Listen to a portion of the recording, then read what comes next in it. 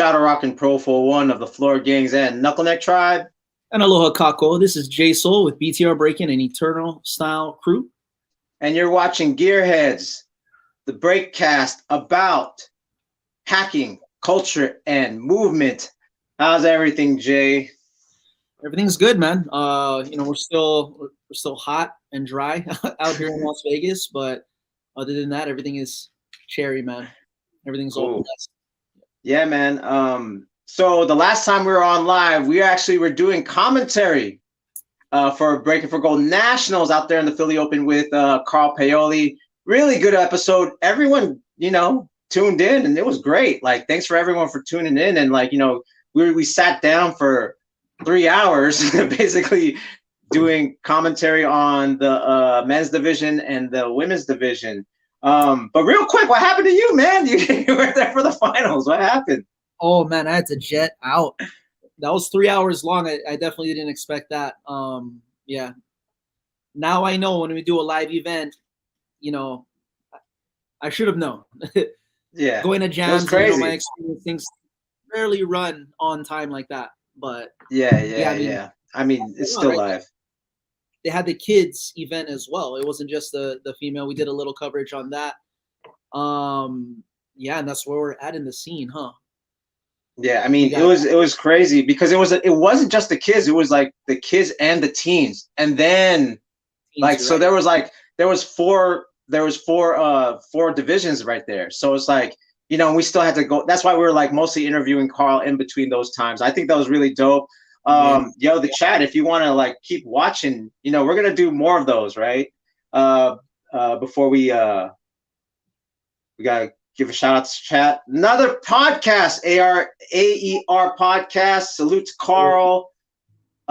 We got one of the new Full Force kids? Yeah. Give a shout out to him for the chat. Thank you very much. Dude, thanks for tuning in. This episode is gonna be really good because we're gonna fill in a lot of gaps. You know what I'm saying? Fill in a lot of gaps. And a great discussion too. But before we do that, we gotta do some house cleaning. First of all, 65% of you are watching the content, but you are not subscribed. What's going on? We appreciate everything that you tune in. Again, we just hit 100 subscribers for 4 months of work. We have 50 pieces of content now? That's kind of crazy. We got why would somebody want to subscribe, dude? Tell me. Because you get to support the channel. You get to hear good content, good objective content as much as we can, more on a journalistic approach versus just an opinion. You know what I'm saying? We're trying to dig deep as far as putting out knowledge out there and both talking points too. And what about our special guests that we have? We have a very special one today, but goodness, the guests that we've had in the past already. Yeah. It's really adding to everything that we're doing, and from a very diverse, set of experiences, that's gonna add into this. But yeah, it takes all of 5 seconds, if that, to subscribe. So everybody, please continue to support, and that's one of the best ways to do it. Yes, sir. And another thing is giving a shout out to the sponsor, zenworld.com. CBD. CBD is a non-psychoactive and it's good for anxiety, inflammation.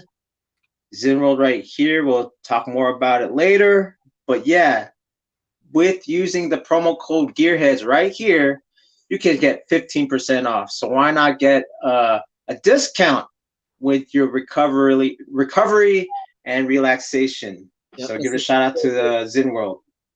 The future of recovery, relief, and everything Profo just said. Yes, sir. All right. So now we're gonna get the meat of it too. This episode. So the whole thing is we did a Breaking for Gold a World Games review of a month ago, and here's the thing, and I'll admit to this, what I'm saying, I had a lot of assumptions of how things work, right, as far as Breaking for Gold and World Games. Now I will state I didn't know, and actually I said it. I assumed. I don't know, but I assumed this. And maybe for me, myself, I felt like I didn't have the right resources to get the information. And at the same time, like, it was like, the way we run the show right now is like kind of on the fly. Obviously, like, sometimes we're on at Thursdays, and this time we're on like Saturday morning in West Coast time. So, from that, Zach actually commented on the show, and I was like, hey, I'm open to have a discussion, because like I'm open to admit that I don't really know. This is, even for podcasting, I came back into the podcast space. I was gone for 2 years during the pandemic, so this is a new venture again, because now I'm doing with Jasoul, having a partner and having this new technology that I didn't have access when I was on Facebook or Instagram. Like, shout out to StreamYard. If we get to 1,000, it'd be very nice to get sponsored by StreamYard. But yeah, so now that we have this technology where I could actually, in present time, I could pull up videos and websites and stuff like that. I didn't have that before. So this is all new coming back. This is like starting back from square one for me. So that brought up a conversation like, hey, like, well, this person's actually a representative of Breaking for Gold. Why not have them on the show? We tried a few weeks, and now today is the day that we actually made it happen. We got my man representing Breaking for Gold, Cracker Zacks, and he's gonna answer all the questions we need to be answered. Because, well, why not have this conversation on YouTube, right? What's up, Zach? What up, Profo? What up, Jay? How you guys doing? All right, man. Thank you so much for being here. So the one of the things that, again, like, one of the opportunities that we have, like, because in Instagram, during the pandemic there was a lot of lives, and this, I'm sure this is where you guys were really putting all together, like, some of the infrastructure, right? It was during the pandemic. Oh no, prior. Nope. Oh, okay. Okay. There we go, assuming.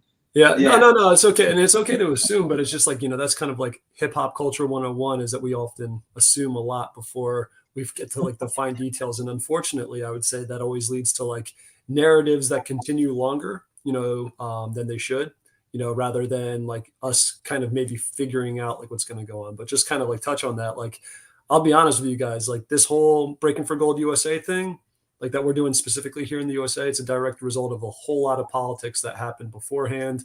Like basically Taekwon hit me up last summer, just like engage me about like, hey, I talked to Steve Graham, because Ty was like kind of like a part of the conversation going back with like USA Breakin', which is like another organization that tried to do something with the Olympics for here in the USA. And, probably because of a lot of details that we have not, touched on yet, but will today, that didn't work out. So, Ty kind of like hit me up, and then it was like an original group of a couple of people just to figure out how we could do this. Because basically, if we didn't do this, we would have seen exactly what happened with the Youth Olympic Games, where there were no Americans at the Youth Olympic Games in Buenos Aires. We didn't want that to happen, for Paris 2024. So it was just like, well, if we're not going to do this, it's not going to look good, especially if we want to continue to keep breaking in the Olympics going into LA 28, because in 2028, the Olympics will be in Los Angeles. And if we're going to make the right impression to get the sport in LA 28, because it's undecided at this point, it would look really bad if no Americans were participating. So. Yeah. And okay, so before we get started all with that, let's start with your history first. So we're going to start with you. So how long have you been breaking? So, I mean, like, I wish I could still break. And like, I can still throw down. I'm sure you can, dude. Yeah. I'm just an old man now. And like, I got a really bad injury back in 2014. I got hit by an 18-wheeler. So going back, I started breaking in like 98, 99, but I was exposed to it earlier. Like, I just, from a young age, I saw it on TV, just like through random stuff. And like, in my opinion, I was just like, that's how I'm going to get girls, like, so like, that was like literally my introduction to it. But then I lived. Why does everyone think that that's the case and it doesn't work? It's the total opposite. It's the total opposite too. It's like the thing that you don't do to get girls, right? Not get girls. So funny. But yeah. So like, and then like, I lived in LA, back and forth between the East Coast and LA at the time. And when I was in LA, I would always go out to like the 3rd Street Promenade in Santa Monica, down in Venice Beach, all the hitter spots. And out there, like I met Mr. Animation, I met LA Breakers and Air Force Crew. And those were the guys that kind of like really opened up my eyes that like, hey, this is something more than what I just see on random commercials, here or there on TV. And I, got exposed to like Workman's, which was an old retail store. Yo, shout out to Workman's. That used to like sell like, VHS tapes. Then I got like my first VHS tape, which was like Battle of the Year 98. And from there, like just every year, I wait that 6 months to a year for like the next VHS tape to come out.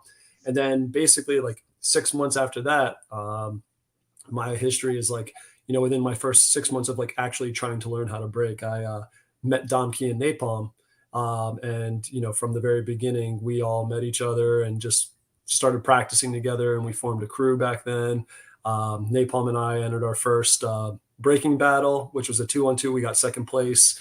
And then it kind of like went along the path, kind of fast forwarding a little bit, where I actually in 2003 got recruited by Lions of Zion. By Ghost and Noob Saibot and I entered a bunch of events, and that's kind of how I got on their radar. And then they put me down, and then they put Toys down, and Toys and I were really good friends with Dom Key and Napalm. And then eventually those guys got put down. And so that's kind of like the history there. I also have like some roots with Philadelphia, which I know is still like kind of like a semi-prominent crew in the scene. That was kind of formed around Freestyle Session 7.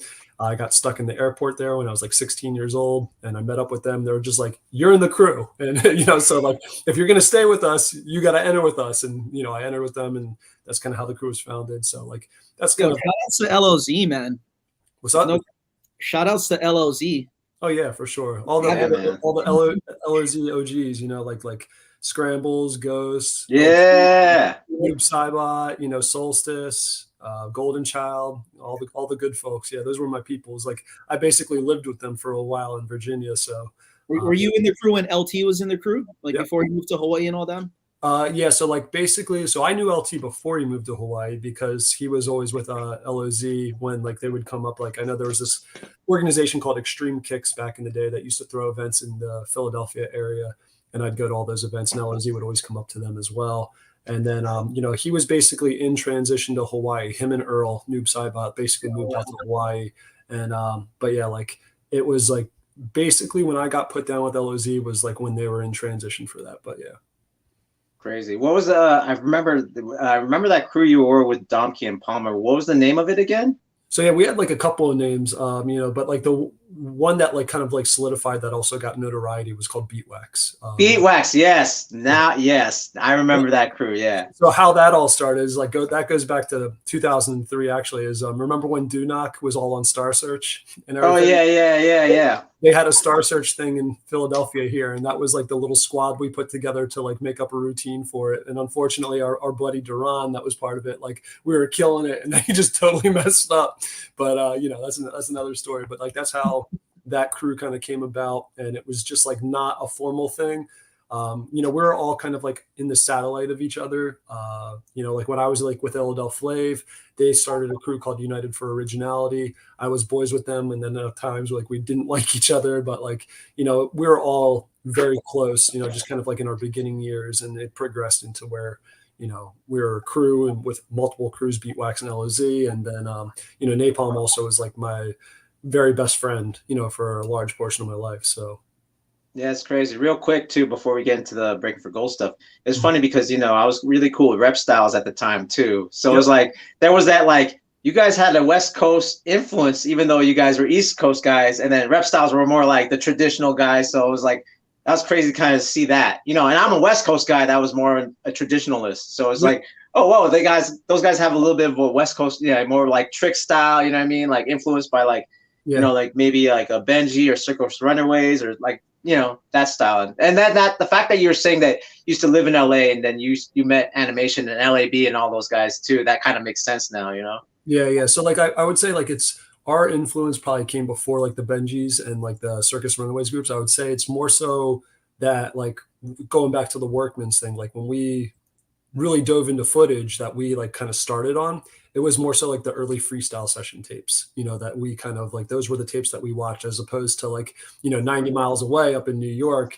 there was like a plethora of other footage. Like that was like our exposure came from like the West Coast breakers, I would say. Right. So That's crazy. Full circle, man. Full circle. We were more so focused on like back in that time, especially too, there was like a heavy emphasis on like an original standpoint, like doing something very unique or something different. And like I know like Cujo had a tape out back that time. Flying Water Buffalo. Yeah, the Flying Water Buffalo video. The style elements have been bendable banana slugs, all that kind of stuff. So that was like for sure. Like E-Boy Summits. We really we liked all of that and everything. And we also like watched some Florida footage too, like all the Breakaway series. Right. The Ground Zero kind of had a tape that they came out with. I forget also, and or no, it was on Wiggles tape that he did like a feature on Ground Zero. Yeah. But the Pro-Am stuff like Skills Masters, like stuff. Yep. Crazy, man. Since you're kind of from that side and that crew, especially, I always heard that Benji and all them was influenced by Ghost and LT. Oh Is there truth to that? Were they kind of like 100%? Oh yeah. So there's another guy that was named Flubber. That was Flubber. I know. I remember Flubber. Yeah. So Benji and Flubber basically they break completely different until they met LOZ. They met Ghost and Noob Saibot and all of these guys, and they totally changed it up and did something. And then like I guess it was maybe like 2 or 3 years after they met those guys, and they actually came to Virginia and trained with them. Then they came back, they went to Pro-Am, and we're just doing some totally different kind of thing back then. And that's kind of where Benji also made his mark, because everybody in Florida hated Benji because of that, because LOZ was very well taken to in Florida because Ground Zero and all those guys were very close with LOZ. So. Interesting. Yeah, man. That's crazy. Very cool. All right. The history.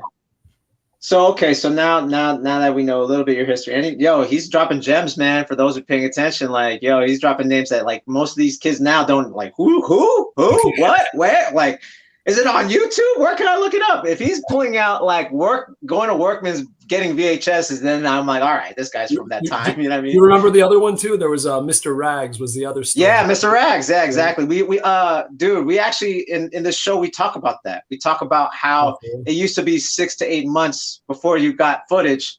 Then YouTube came. It was 6 to 8 months. Sometimes they'd say like, oh yeah, we're definitely going to produce a VHS. It never came. Right. Yeah, man. And then it became from that to YouTube, where it's like, all right, next week we're going to see that footage we're going to see it that day to now that we're live streaming, right? Mm-hmm. So it's like this progression of information out there and stuff like that develops original styles and stuff like that. The crazy funny detail about that too is like literally people used to travel to go to jams in hope just to make sure, like they just wanted to make like the intro highlight of the video or something like that. Right. Yeah. That's like what you went to jams for. Yeah. Crazy, man. So now that we caught up a little bit of your history and stuff like that, so now we're gonna get into the nitty gritty. So how did this all come about? Should we start with the Pro Breaking Tour, or should we start with just Breaking for Gold? Like, how did this all came about?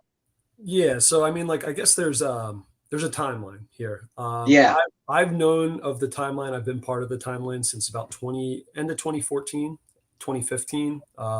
For people that don't know, I was one of the founding members of UDEF and the Pro Breaking Tour, and basically, in the process of that happening out is when we also caught wind of, or were approached at the time too, about just the beginning stages that knowing breaking would be in the Youth Olympic Games, and that there was like kind of an avenue of where this would go, how it was going to work out. Oh, wow. But so like from 2015 through 2018 is really when that conversation got started, where the kind of building blocks were put in place for it. And unfortunately, with the way the whole international landscape works in regards to Olympic sports, the Americans didn't get to participate in 2018. But it didn't have necessarily anything to do with the Pro Breaking Tour. The Pro Breaking Tour was consulted. The people that consulted the Pro Breaking Tour back then didn't really go the route that the Pro Breaking Tour had, suggested. There was another organization called the UBA, and props to the UBA, which was like the United Breaking Association. They also kind of spearheaded this and were like the group that was like kind of originally at the forefront. Long story short, the 2018 thing didn't happen with the Youth Olympic Games. I don't need to get into too much detail here, I would say, in terms of finger pointing as to why, but let's just say there was an organization, and it's an organization that's still around. It was called USA Dance.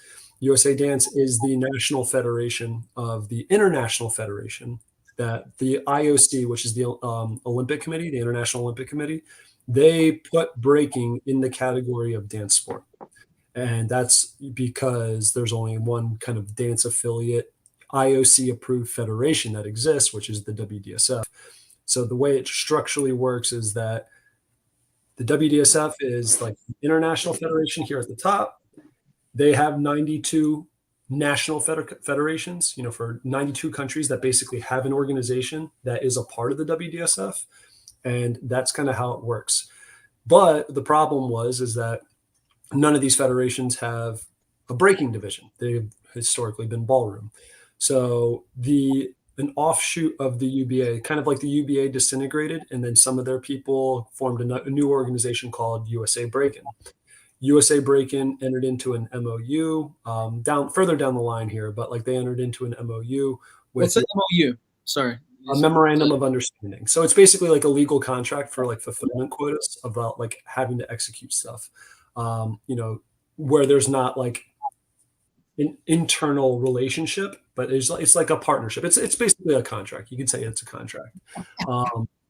But yeah, so USA Breakin' was originally at the helm to kind of like deliver on that, but it then fell apart, and that's kind of, it's fallen apart. It didn't work in 2018. It's not working now. We're getting into, it was like basically 2021. It was kind of a big scare for the whole Olympic project that like the USA doesn't have its shit together.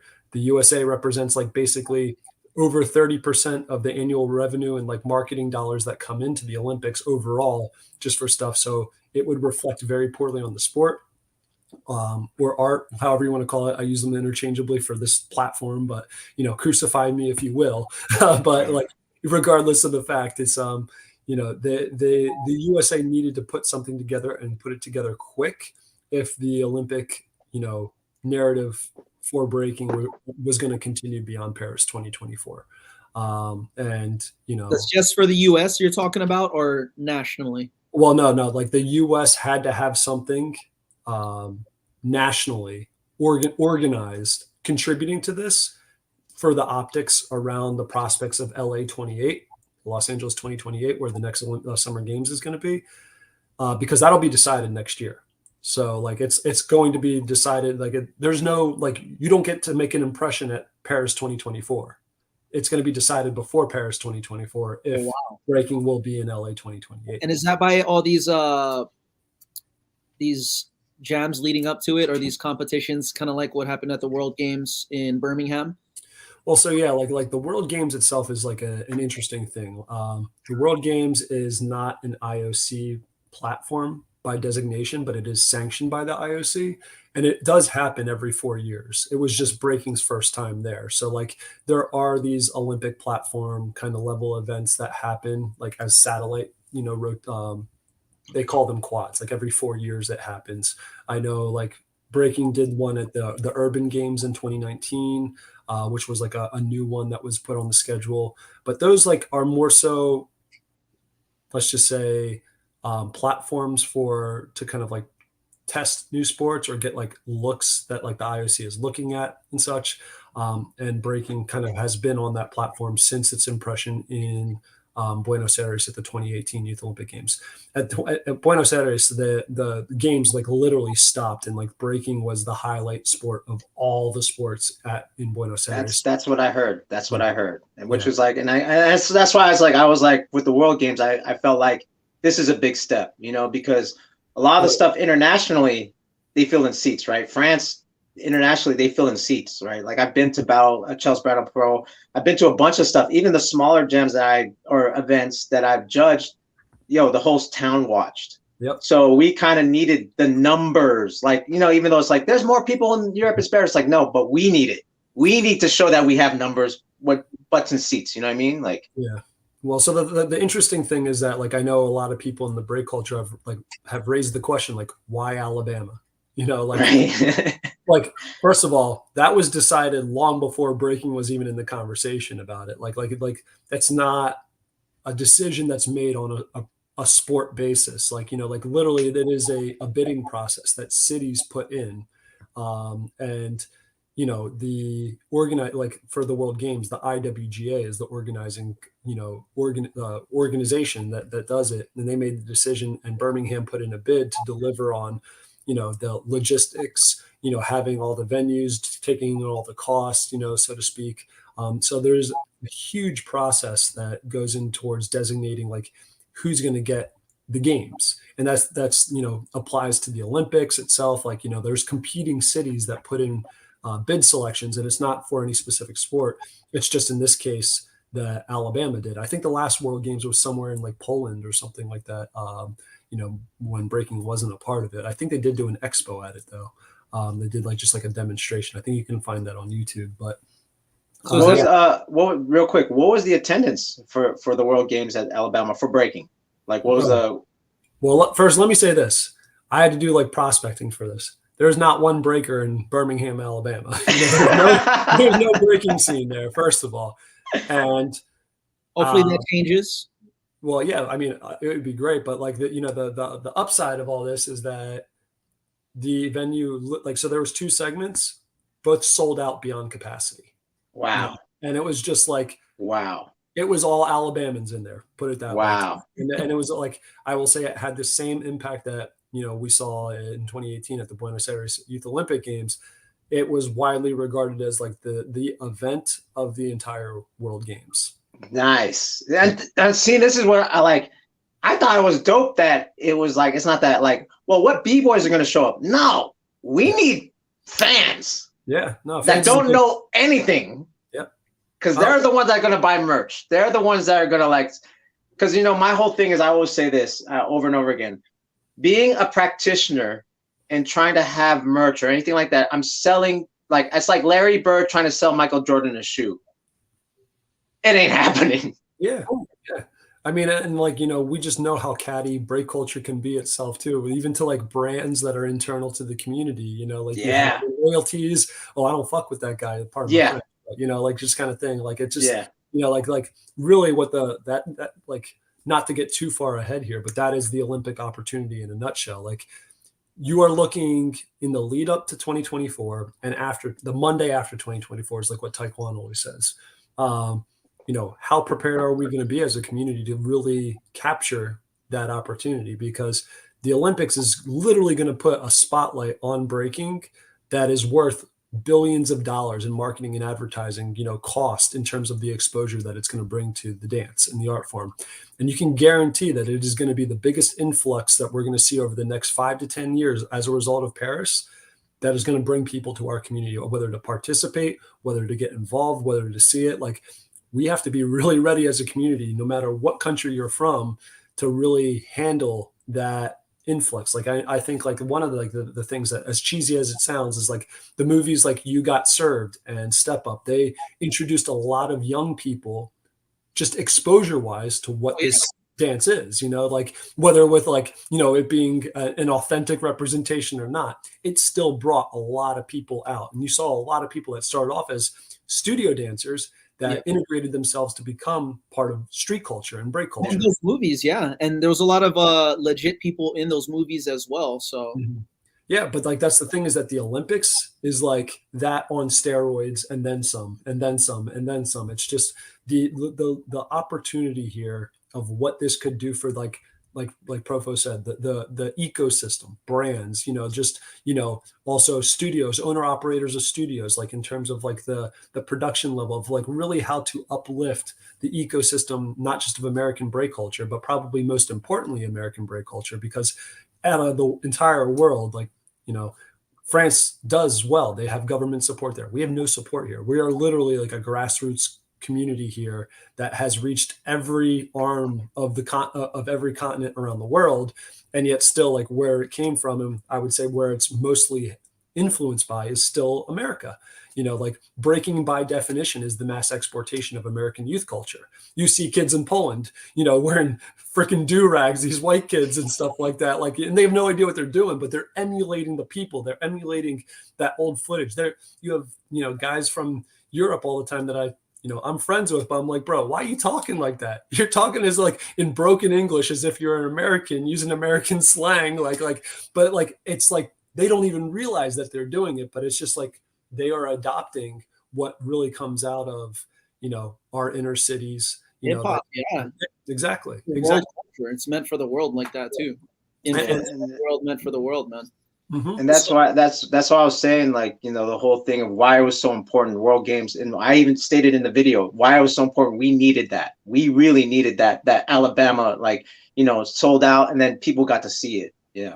Well, the best news about the World Games too is, kind of relating to what I mentioned earlier, the guy that will make the decision about Los Angeles 2028, he was sitting front row. Nice. Wow. Where is he from? And who is this guy? Well, I won't say his name. I'm not going to blast him out there, but don't dox him. He's the chief operating officer of the Los Angeles 2028 organizing committee. And he's from Los Angeles. Like their whole group is based in Los Angeles. It's I would say like the affiliate company that's like the executive team that's involved is from the Wasserman Group, which is one of the leading sports agencies in the world. And they're based in Beverly Hills, but they're the people that are organizing the whole bid for Los Angeles. So. Yeah. Cool. Hopefully there's some good bias and he has good experience within the culture being from LA and LA being one of those. Yeah. So like I would say like he doesn't, but at the same time, like that was like his first introduction to breaking. And, it made a really good impression. Just so you guys know, like, so they work closely with the USOPC, which is the United States Olympic and Paralympic Committee. They're basically the organization that sends all Olympians to all Olympic Games or any kind of IOC affiliate platform. Like we'll have next year, the Pan American Games, that's going to be in Santiago, Chile, but that's going to be a qualifying part, to get to Paris 2024. But I work with the USOPC all the time. And I talk with Steve Graham all the time, like about all this stuff. And he talking to other people that are in this world from other sports, like from skiing and such like that. He had reached out just following up about the impression that the Americans had made at the World Games. And the feedback that he got directly from them was just like, oh yeah, I already know Sarah Hirschland, who is the CEO of USOPC, reached out and told me personally. So like breaking is making, it's a big narrative, especially with them seeing that of the 6 medals, 3 of them were taken by Americans and it was a gold and 2 silvers. So like in the world of the USOPC, medals mean everything in terms of, so. Exactly. So just for myself and our listeners as well, who is Steve Graham? Sure. So Steve Graham is what I would say he's like a community philanthropist. I met Steve a long time ago. He is known as B-Boy Silverback or Silverback B-Boy events. He is a guy that started the Pro Breaking Tour in UDEF with myself, Cross One, Lino Delgado, and a couple others like Nemesis, Mantis. But I would say even before we did that, I met Steve probably about like 3 or 4 years before that. He is a guy that back in the 80s, he came from a very privileged background. He'll never deny that. He was on Wall Street, but he took to breaking. He loved breaking.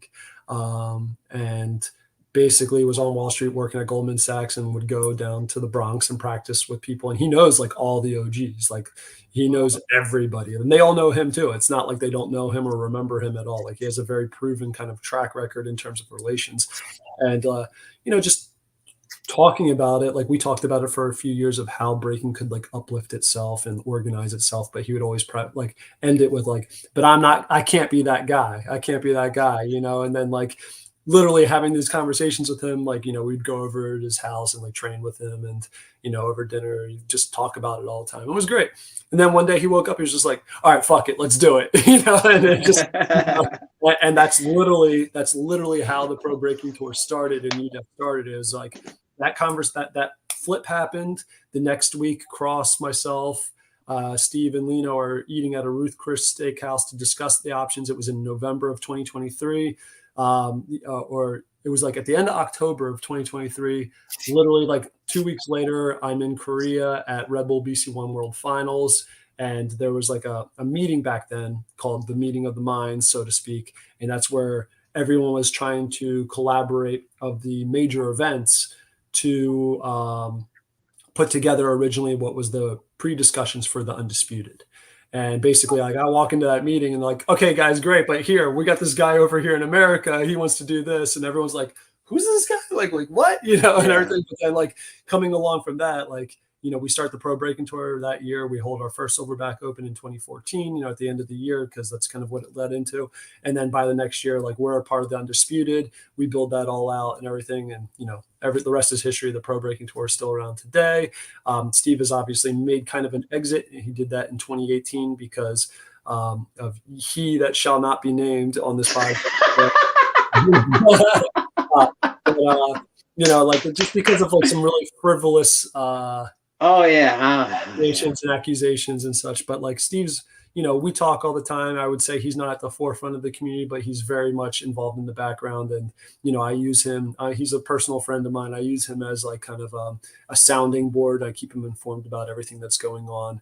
And, we're still working out ways that, hopefully we can kind of have the infrastructure built out, not just from the Breaking for Gold USA side, but other components of the community, so that, post 2024, our community is set up to, have the vehicles that will help it succeed, so that the whole ecosystem can kind of uplift itself as we move forward. Because by my measure, like, I'm gonna say this right now, the prospects for LA 2028 are still in limbo. No one knows, but it's very apparent that the IOC, the International Olympic Committee, they want breaking. Like, no ifs, ands, or buts. They want it.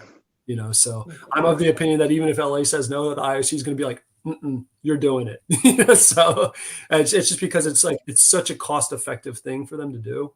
Like, it really like doesn't require a new stadium built. Like, you can prop up and build like just like kind of like a prop up stage or like arena setting, like in any kind of existing stadium. The cost for athletes or dancers or whatever you want to call them is basically nothing compared to all other sports. You don't have teams, and maybe eventually you could build in, with the success of a one-on-one platform, you could build in like crew battles or something like that. It's not out of the question. I know the USOPC has already asked me about, hey, what other additional disciplines could we do for LA 28 if they wanted to increase their quota for breaking? And I was just like, something that keeps costs down that you could do, because since you're already going to have girls and guys, Bonnie and Clyde's. And like that also pairs with like to me, that seems like a really good idea in terms of like, if you want to do more with it, this is probably the next step along the way, because it gets the guys and the girls working together, which is, awesome in terms of the quality of platform.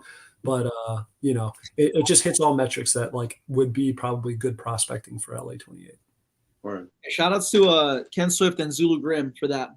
I know they're one of the first, and they're very outspoken about that as well, to bring that format. And it's cool seeing it.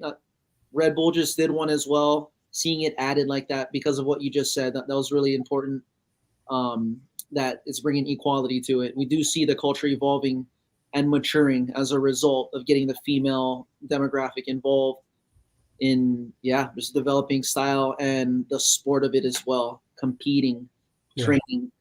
And just touching back what you said about the Pro Breaking Tour, I definitely want to talk about this because it's very important. What you guys did is not only support local crews that reached out to you, and this is my understanding, correct me if I'm wrong, local crews would reach out to you and be like, hey, we want to throw an anniversary, which is a part of, I think, tradition, and a lot more people should do that. I know the Pro Breaking Tour was helping with funding people who wanted to do that awareness. And go ahead, Pro, real quick. No, Pro Breaking Tour helped the first Floor Gangs USA anniversary. There you go. Was supported by Pro Breaking Tour. You know what I'm saying? So it was very successful. You know what I mean? It was really dope. And, you know, and I was there for the second Silverback. Yeah, 2015. And yeah, and the way that Steve, like, you know, like, honestly, if I were to model him, if I want to be a promoter, I told like other investors that want to do events, like, well, this is what Steve did and this is what you should do. Like, because, you know, he kind of like said, okay, he made himself a presence. Of course, he had the money to do it, but at the same time, no one thought like him at the time. No one was like, I'm going to fly all the big promoters to this event so that you can see that I'm for it. You know, that there's no hearsay. There's just like, oh, he really loves this thing. And I think that's the main thing, like with our culture right now, that, you know, like, you know, even the fact that you're like, you said workman's was like, oh, this guy, so he knows what's up. You know what I mean? Just like, just workman's, just that whole, that, you know, that word. And I think that's one of the fears that I think a lot of us, especially guys my age, is like, is this guy going to take advantage? And I call it the trauma from the breaksploitation era. Like, you know what I mean? We're trying to show, you know, preserve this culture because we were taking advantage in the 80s. But again, you know, you're almost 40, I'm assuming, or you're like mid 30s. Yep. We're all from it. Mm-hmm. Like, there's nothing really to fear. The people that were in the 80s that were in charge of media weren't from it. Right now, like Cross One, Joe Rock, yourself, John Jay, you guys are all over 30. So you guys grew up on the freestyle session tapes. You guys grew up on the B-Boy Summit. So this trauma that we're carrying from the quote unquote underground B-Boy, which I am, they're carrying this trauma. I was like, but you guys weren't even around for the 80s. Like I was. Like, why are you guys carrying around this thing, you know? Yeah, I say that, like, you know, I bring this up a lot, and it's like we have a lot of themes in our community that like people use or continue on because they feel like it brings them legitimacy in some way, or or an expression of like, I'm real, you know, like kind of thing. It's just like, yo, like we've stayed where we're at for going on, like breaking's 50, like basically 50 years old now, you know, like it's just like, there's a reason why we haven't really made a step beyond grassroots here in North America. And it's because, like you said earlier, we're so quick to kind of, first of all, I would say, pick apart the next guy, you know, like in terms of like, you know, crabs in a bucket mentality. Yeah. And then also at the same time, we're also from a broad perspective, we lack the ability to hold ourselves accountable.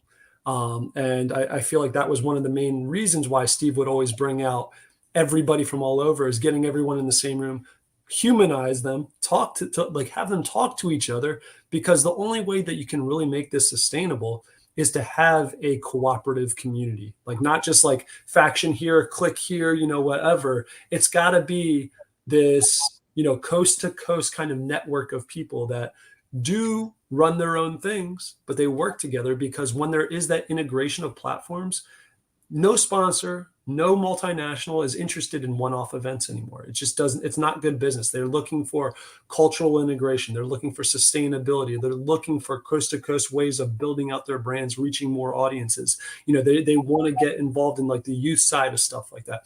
Breaking is truly the perfect vehicle. But like you said, we have this PTSD that we just, you know, scare away everyone because of whatever reasons, like, you know, that I will say just stem from our own insecurities as a culture and as dancers. It's unfortunate, but I do think we're at the point where we can get over that. And I think this next, like I say this, like, and this is me personally, but like, I truly think like the Olympics is like, are going to be our biggest and maybe our last opportunity to really kind of try and uplift this stuff, because I can't.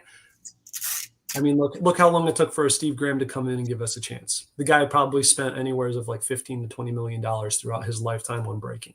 You know, Red Bull themselves internationally, they're an $8 billion revenue company, you know, like that. They probably on the cultural marketing side, they're probably spending $200 million a year. You know, a lot of people want to hate. And I definitely myself would have my own criticisms of Red Bull, but I also say it the first time, like if it weren't for Red Bull, we would never have this Olympic opportunity here. We have to not be scared of like how to scale the culture while at the same time doing it justice of how to maintain exactly what it is. But that's our responsibility in that scaling. You know, like we have to hold ourselves accountable to that. Like, and we can't do it on like, oh no, fuck this person, fuck off if they make a mistake. Like, no, like you can't do that. It has to be cooperative building. There has to be examples. There's always going to be mistakes. You can't jump on this guy when he makes a mistake or something like that, just so long as the mistake is corrected.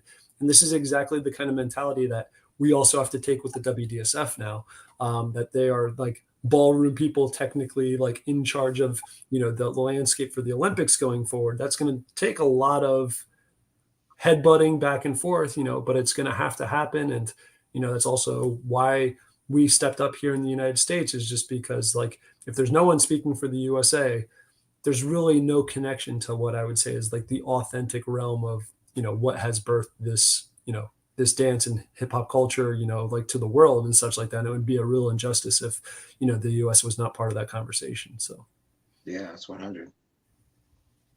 That's a good point right there, Zach.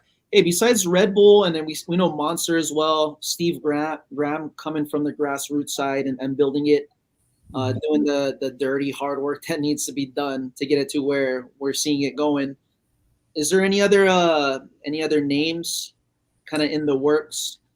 Well, yeah. So I mean, like just recently, but like this is all still like cursory stuff. But like the Olympics are going to bring a lot of names into it. Like, you know, just like that visibility. I know. I mean, right here, I'm working with Nike right now to do something for the American platform.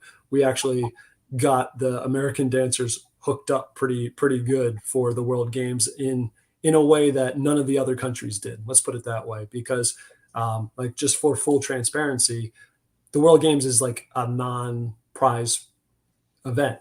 There's no money involved, like with prizes or anything like that. So like, you know, that's what I negotiated with Nike, is like, so Nike wanted to get involved to outfit the dancers. And I was just like, okay, well, we'll do that. But, you know, and make sure they get X this, X that, you know, like, and we made a really good deal. And, you know, I would say it worked out for Nike because not just from the Americans, but also from the Japanese side. They have like a similar deal with the Japanese National Federation. You know, all the medal winners were clad in Nike. So, you know, it worked out pretty well. And from the exposure standpoint, but I do know, I don't want to say too much here, but I do know that Nike plans on coming in to break culture. You know, wow. They are Prefontaine. Yeah. Knows about them. They definitely have a, like, just not just sponsors, like sponsorship wise for like, because we've seen like some dancers get sponsored by Nike, but like there's going to be a heavy emphasis on Nike's part to utilize like street dance and break culture in their, you know, kind of brand identity moving forward. So that's dope. Big man. Hey, do you see any opportunity outside from these competitive athletes for Breaking for Gold and the national team and all that? Do you see opportunities for them to get sponsored and get supported in developing their art? Oh, absolutely. Is there any activity like that going on? When we talk of ecosystem, yeah, we have the people at the top that are kind of doing it. What about the practitioners, the educators, yeah, well, this alludes to kind of like what I was talking about earlier, is like right now we're heading towards the end of 2022, and we're really in like what I would say the very beginnings of what's really going to kind of manifest itself here. You know, it's still early in the conversation, but just from like the visibility that I have behind the scenes, like it's pretty obvious where this is going in terms of multinational interests and such. And yeah, like the Olympics will be the vehicle. It probably really won't hit mainstream, you know, kind of circulation until like Paris 2024. But all of the work leading up to that is just showing that this is going to be an opportunity for the cultural side to also benefit. You know, like it's not going to just be sport and cultures left out. Like the sports side is definitely going to be the, you know, the You Got Served or the movie thing that like delivers it. But yeah, but like I'm talking, you're going to have waves of kids that are just going to flock towards breaking, flock towards hip hop culture. And with that is also going to carry opportunities for, you know, just grants out the wazoo for anyone that's doing stuff like working with kids, like studio owner operators. They're just going to see their doors flooded with people. I think, Zach, I think you just mentioned something that no one's thinking about. No one knows. And here's the thing for everyone out there, you know, like I'm going to say right now, get yourself a writer, because once those grants coming in, get a grant writer, because they are going to fund you once this happens. I didn't even think about the aspect. I just thought about the commercial branding, but you just brought up like, if you have a program. Yep. I mean, more than a school, like a program where you're established maybe at a school to like get people for after school program, your own after school program. Yeah, I didn't even think about that. So, I mean, like there's just going to be a lot of commercial interest, and it's going to not just be catered to sport or to the top athletes. Like they're going to want to get involved in community activations. I just know that one of the main Olympic sponsors, Cisco, they're like $100 million sponsor for the Olympics. They just produced the primary advertisement already for, you can find it on YouTube actually for, and they've what's it called? I'm pulling it up right now. What is it? Cisco, SYSKO. I believe that's how it's spelled. Cisco was. No, maybe that's not the wrong. It's just, it's like Cisco. It's like IT Cisco. Not like not Cisco. Not that Cisco. Yeah, no. Long song Cisco. CISCO. Just go on YouTube and like Cisco Paris 2024. Paris 2024. Okay, I see it. Cool. Yeah, that's one of the prime Olympics. Cisco France. Is that what we're looking at? Yeah. Oh wow. They're a tech company, aren't they? Yeah, they're an IT company. Yeah. IT company. Yeah. Crazy. So you just brought up something I didn't even think about. I just thought about, well, corporate sponsors and this and that, but then once you're proven of grants, you know what I mean? That changes a lot of stuff up, because like I know a lot of after school programs. I know a lot of like, programs from the Boys and Girls Club. They rely on grants. Look, I did see this somewhere. Boom, street to the big stage. Yeah, I mean, like this is just like this is an IT company. I don't know if you guys know, but like Louis Vuitton, even like brand like that. If you like, they're doing everything with streetwear now and breaking. I know like Luigi has like done a lot of their stuff, and I believe it's that guy. What's his name? Chris. He's more so like kind of like he does like breaking oriented stuff, but he does like more like the rep your style kind of competitions. He's the flexible guy that battled Nagin, and like I think that was a pretty famous battle that blew up on the internet. But he's like one of the head designers for like Louis Vuitton on their streetwear stuff that they're developing right now. Crazy. And so they're getting into it as well. Adidas is also getting into it now. Like they're showing signs. There's just going to be, and like this is just the beginning. Snipes also is now in North America. They've opened up 300 retail locations in North America. They've historically, been very much aligned with street culture and break culture in Europe. I know that like I actually worked with them in New York City on one of the regional events that we did, and it was like a huge success. A big ups to David Pham. Actually, it's funny. I got in contact with David Pham from Snipes through Courage from Headhunters, because Courage and I go way back in the day. He was just like, "Yo, I heard you're doing this Breaking for Gold thing. Here's my boy David." And like David and I like kind of chopped it up, and we just got stuff going. So yeah. Yo, Courage is the man. Shout out to Headhunters and Courage out in the Bay, man. Yeah. Doing grown man things and coming from the hip hop culture, man. Yeah, it's funny. Courage, like just a little tangent here. Courage came out to Philly one time, and he stayed over my friend's house, and we were all just chilling in the basement. Like, and this is like in the hood in Philly, like in North Philadelphia. Did he tap you out?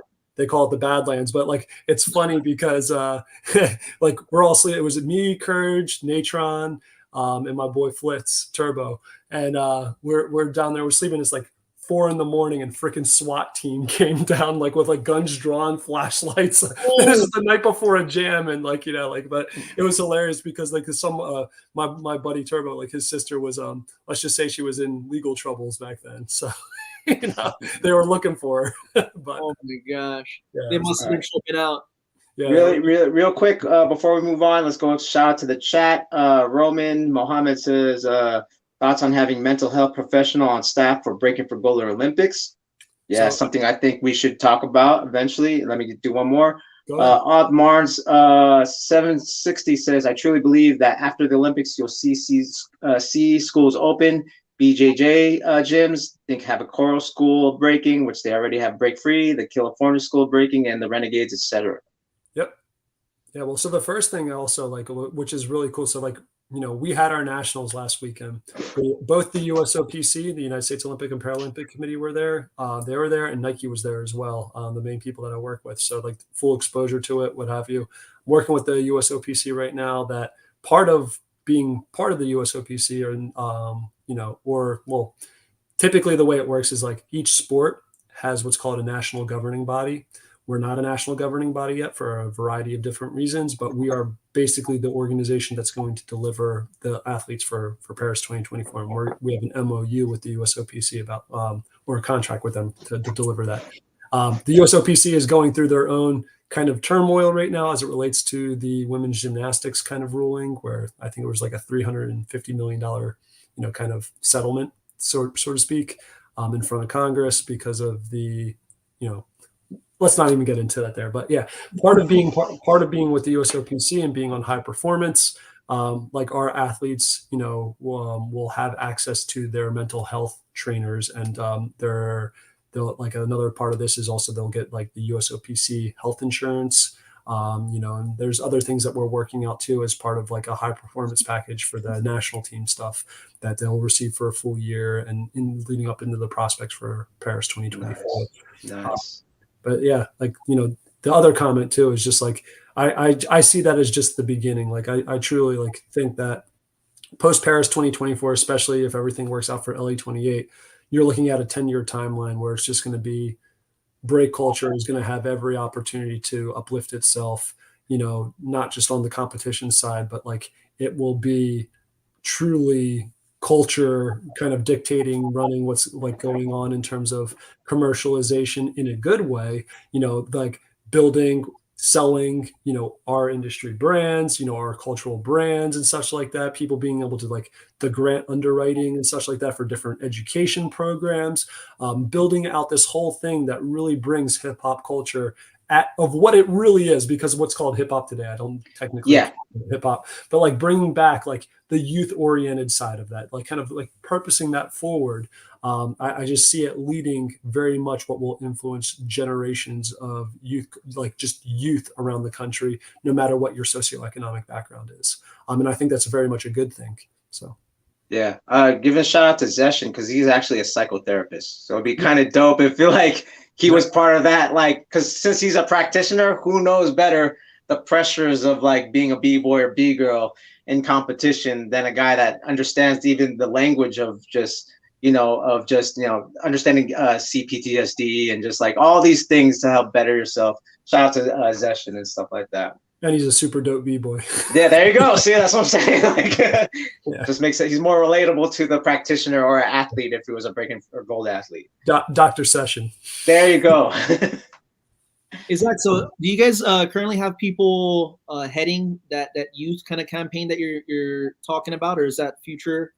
Yeah, so like I actually talked about this. I've had a few conversations with people, like because like you guys have saw like this year with the regionals, we had to do 4 categories in one event, and that's a lot. It's a lot to do in one day. Like it's tough, man. But like that's something that we have to do for the USOPC because it's not just about today's Olympians, that they're worried about. Like you have to have the developmental structure for that focuses a pipeline to identify and develop talent. So like that's why you have to cater towards these different categories of ages and such like that. And it could even get crazier because, especially after Paris 2024, there's the Youth Olympic Games in 2026, which is already confirmed in Africa.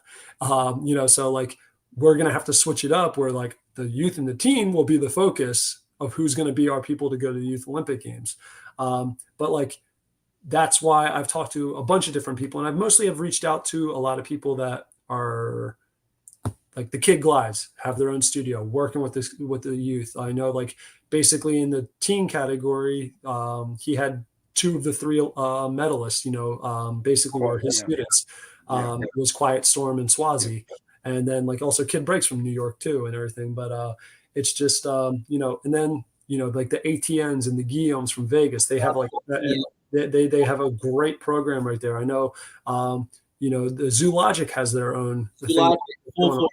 Full Force has their own thing going on. There's a lot of kids. I know the Calamities do stuff in San Diego area. I know Little Rock does stuff in like the LA Orange County area. Moy does stuff in Break Free. Bonita does stuff in Arizona. Gravity does stuff in Arizona. Jake and Bal do stuff in Minneapolis, Minnesota. Like, in my opinion, it's this network of people that have their own spaces, that have their own programs, that really should be working together to build out that youth side of it, to build out like how to organize it. And maybe you can kind of stagger it where like the youth and the teen kind of have their own like tour that works within this already developed network of studios and such like that they can identify the people in their own regions, and then like get them to go where they need to go also, so that like there's like this qualifying process rather than it have to be like you and your parents have to fly here this weekend, kind of thing, because there is limited resources in this community. So we have to figure out how we can do it in terms of like an identification process that is also not so financially strenuous on these families or these dancers. Actually, I was going to ask that question. I think me and Jay, and I had a student, I had one of my clients I was talking to. It's like, the big talk right now, and I'm sorry to clown you guys out there, everyone's like, I want to get past prelims. And it's like, for Silverback Open, there was 900 signups with 3 ciphers with 5 judges each. You think like, dude, we're like almost at the 50s. Basketball was in the 50s. Like, we're almost there. We're almost to like Dr. J level. Yep. Like, the reason why it takes so long is because there's 900 people signing up at a freestyle session. Like, how the future is like, let's not worry about the prelims. Like, should it be pro amateur type stuff? Like, what's the next thing you see? Because it's like, well, I mean, because my thing is like, that might kill the scene because you might not get a chance anymore. But as far as signing up, what do you see the future of the infrastructure of how to like rank people and how these things happen as becomes more of a spectator sport?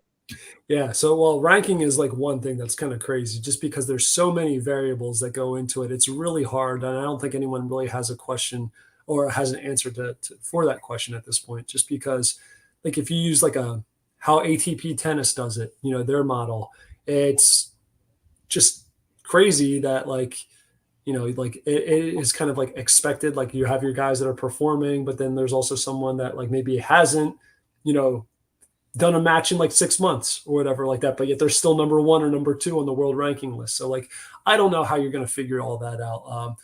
And honestly, it's not like kind of a priority of mine to like think about that also right now. Like there's a few steps in between before we get there, but like, it is true that, the way the Olympic qualifying is going to work is going to be heavily based on the WDSF's world ranking list. And I know right now, me personally, I don't think how they're doing it is any bit fair at all for a number of reasons that has nothing to do with like participation. I think they're kind of falling short in terms of like, creating the number of events that actually contribute to that world ranking, but that's another conversation in itself.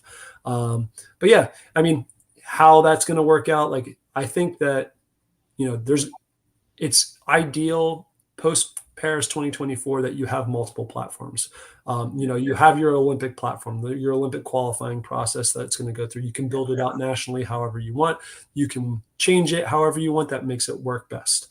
That's not a problem. But I think there is the thing too that, you have platforms like the Pro Breaking Tour, that can be utilized to kind of build in stuff like that. And it's not to say that like you have to do one or the other. There can be transferability there, but like, and then like you also have like the grassroots events are going to be here to stay regardless of the fact like that stuff is never going to go anywhere.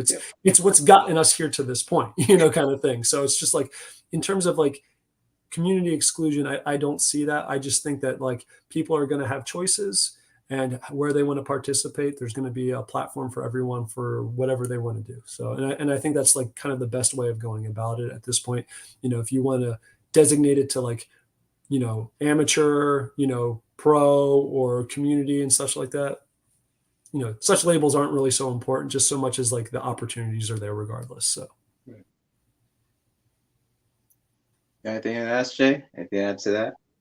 Not directly related to, what we're talking about here today.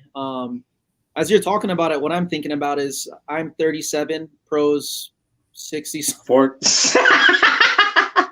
47, sir. 47. I'm 47. It excites me because I am from the 90s as well. It's important for, people like myself and even before, like the Profos and, the Wickets and stuff like that to continue practicing and developing the exploration of developing patterns, movement, shapes that what we're doing to contribute. Refined wine, There you go. Yes. So we see what Freestyle Sessions did is a 40-year-old bracket. Yep. It excites me. And again, I think it's of the utmost importance that people like of our era that comes from a little bit of that old, what do you call it? The dark triad, pro? The dark triad, yeah, like a little bit of toxic stuff. Machiavellianism, psychopathy, and what was the other one? Oh, narcissism. let's sum it up as the pre-safe space era. Yes. Yes. But we're evolving, as you can see. Exactly what you're talking about. What's needed is we're talking to the people. We're not like, nah, they're whack. Yeah. Yo, they're what? These rocking Nike. It's not Adidas, you know what I mean? Like we're not taking that radical, extremely biased, tribal mindset. We're evolving, but we do have the value of that because there was value and it was needed for the upstart of it. For me to be like, nah, pros from SF, nah, he's from this crew. I'm not gonna break anything like him, and I'm gonna make sure that I'm training to be better than him in every which way, and I'm gonna break him down mentally, physically, and all that. It's important to kind of have that. A little bit of it is unspoken about and lost, but when we're talking about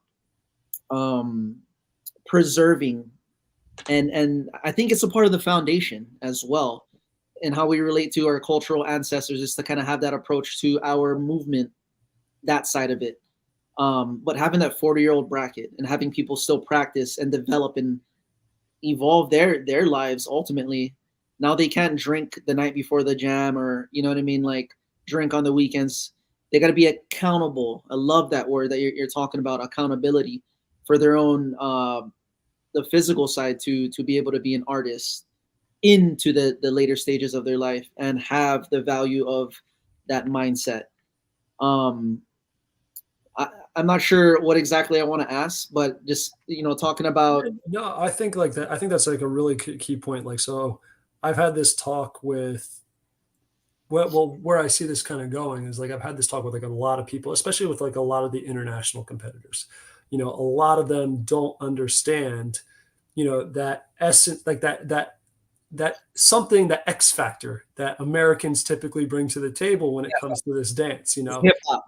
PROFOWON identified it. It's understanding hip hop. Yeah, it's that what has bred out of the culture side of it. It's not like you have to be immersed in it to really understand what that swagger or what that rawness, that grittiness that comes with it too, in an authentic representation of it. Because you see guys in Europe that like literally try doing like someone else's steez, like completely, but it's just like you come out, it's just like, nah, it's not working, but it's like that is like I've had this conversation many times recently because like I've had people approach me like, oh yeah, I think like the Morrises or like the Jeffros are dope, but like I don't get like the person over here did something so much more difficult. And I was just like, but look at the difference of how they did it. Look at what they are in that moment. Like I watch Jeffro, I watch Morris, like they're being themselves. Like, like when I watch you, I'm just like, I know what you're gonna do. Like there's no like that level of integration in terms of like character building and like who you are in that presentation. And like I can point out like one of the American dancers that I had this talk with too is Lavix. Like after the World Games, like she saw like the reception that Sunny got as like one of the girls. Like Sunny just even walking out there knew how to present herself in a way that resonated with the crowd, to get that crowd on her side, to get the crowd to like buy into what she was bringing on the floor and everything. And like that is something that I don't see anywhere else in the world in terms of like, that like you are truly character building. You are a performer, and like that element of performance, I don't see anywhere. Like they approach it as kind of more of like a sports side of it, where like, the performance side definitely comes from the culture side in terms of ciphers and how you have to make your name in a cipher, how you have to approach a cipher, how you make the impact and such. It's something very, very unique. And I also think that is something that comes from the music. too. Like music, that's it. Profo identified it and he put it in a very neat way, and I understood it, but understanding the timeline of where the hip hop music came from the birth of it, and to where we are today, understanding that will give you context. Because the mechanics of it, everybody teaches the mechanics, but when you're doing it, it's easy to spot somebody that's like, oh, okay, you're infusing style, flavor, you're not embodying it. Well, I hate those words in general outside of an American context. I gotta add this. What people like overseas will call style and flavor. I'm just like, that's not it. Like that's not it at all. Like but like what you said, Jay, was like the perfect thing too. Is like you can tell when somebody has the context because they understand all the different the timeline of the music, and they're used to dancing in all of it. Whereas like some of these guys, most of these guys in like Europe or Asia, they grew up on the Red Bull soundtrack, like that, like you don't have that context. You don't have that versatility, that adaptability to like change it up to the different, rhythms or like the syncopation of like you just can't do any of that. Like when you don't have that acumen of musicality within you. And like you're just waiting for like the part of the song that everybody knows already. Like come on, that's not music. That's not musical. Like that's just like a setup thing that you scripted in your head. That everything you did in between made no sense until like, oh, I hit the beat kill. Like that's stupid. Who cares? Yo. I said this profile. That's Jay. I didn't write that. Jay wrote that. If you watch the Gearhdz channel, and you can see episodes where we actually break down music, we break down culture, we break down a lot of the history that you won't actually see out there anywhere else. So just plugging our channel a little bit. And I even said this, and I'll be just transparent. Like, when we covered the World Games, we talked about Jeffro and Victor, and I was like. And then Jay asked, what would you tell Coach on Victor? I was like, give me a dissertation of soul music from jazz to freaking modern day like trap music. Give me that dissertation and he'll understand music real well, and that'll help his top rock. Stuff like that. I know no other country is looking at. They're not, what I mean? And I told Carl that too. Like, we have an edge. We actually have an edge, but the problem is the history's not condensed or curated. And now that's why it's like coming back to YouTube, because like I said, I was telling you this earlier, that the problem with Instagram and TikTok is that it's 15 seconds and most B-boys and B-girls are visceral and they're just going to watch that. They're not going to listen to the long form, while YouTube actually has access to long form. Yeah. You know what I mean? And that's why it's like, that's why the whole point of this channel, right, is to kind of like have these discussions. And right, you threw a lot of gems today, like I said, and I was open for you to be on the show because I don't know. Let's have a conversation. Now I'm finding out a lot of stuff right now today. So I'm thankful for that. That's the whole point of this. It's not to argue. It's just like to have a conversation. You know what I mean? I mean, like, so I have like a lot of people in the community are very opinionated about me, and a lot of them have never talked to me too, which is like one thing that I'll point out. Like a lot of people want to judge me or who I am, and they've never had a conversation with me. I think that is probably the bridge for a lot of people, is that once they do have a conversation, because I know I can come off as like a totally opinionated asshole, but at the same time, like, I have opinions, but at the same time, I can also, validate those opinions in some way. What are some of the main objections that you're facing from what you're talking about? So, I mean, just in terms of my involvement, or would you say more so on the Olympic route? Sure. And just to kind of drive this forward, what's your background on the organizational side? We know a little bit of your history, everything you're talking about, the music side of it, authenticity within it, just being from the 90s automatically in my book gives you cred. Did you go to college? Like you're on the higher side of it? Yeah. So basically, like I went to college and everything like that. I did a triple concentration in business, and but like, that's college. College is cool. Like I recommend people, pursuing an education. It definitely helps, especially with where I feel like breaking is going to go. People that are able to, be their hip hop self, but also at the same time, maybe speak the corporate world, will give them an edge in terms of being able to like navigate people that don't have any inclination towards what hip hop is or something like that. It just makes it more accessible to them when you can kind of communicate it in their terms to help bring them along a little bit a bit softer. But like I would say, like the real education that I had, it was like I met Steve Graham while I was in college, and as upon graduation, I developed a friendship with him and such like that. And he also tested me a lot of the times, like with, threw me into the work that he did within his companies and such. So that helped, kind of get me going. And then also with the creation of the Pro Breaking Tour, like I was just like, all right, I'm in there. And like, I was unknown to the scene as on the organizer side. And then like in the first year, I put together a tour of like over 35 events, got them all going. Then I was like the organizer of the Silverback Open. I did that for Steve for 4 years in a row. And then, I left this whole thing, for certain reasons. Basically like I kind of exited the organizing side of break culture, and just focused on my own life for a little bit. But I always stayed like really informed. Like I've always kept my eye like really close to the floor, knowing what's going on. And that's the thing that a lot of people probably don't like about me, is that like I kind of know their business, even when they feel like I maybe shouldn't know their business. So welcome to the world. Exactly. But, that's just part of the game here. And that's also, we are a very small, tight knit community. Like, like people find out stuff, and, that's fine. Like, I'm sure people know a lot about me, and, that maybe not the broader community knows, but, other people know, and it's fine. But like, as we move forward here, like the whole organizing piece of this it's really important that people that have organized at different levels, from the culture, to kind of like collaborate and be more open to working with one another, regardless of our petty backgrounds, like that's like kind of something that we're going to have to get over, because in what's to come, I'm going to say it's going to take everybody to really to maximize at least on what it could be in terms of impact. But yeah, college educated guy, but also know how to put on the let's say the street kid that I once was. I can always go back to that a little bit. But balance of opposites, man, it's so important.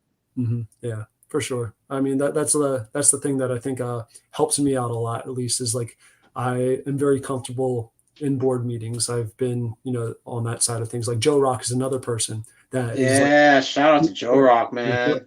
Like Joe and I can go in and talk with people that have just never been exposed to break culture, but make them feel comfortable talking about it too. So, that's people that can kind of pick up their professional acumen, in terms of a way that like, you don't have to go in there being, Mr. Fundamental Hip Hopper 101, talking to somebody about get somebody interested in what, goes on this side of the fence.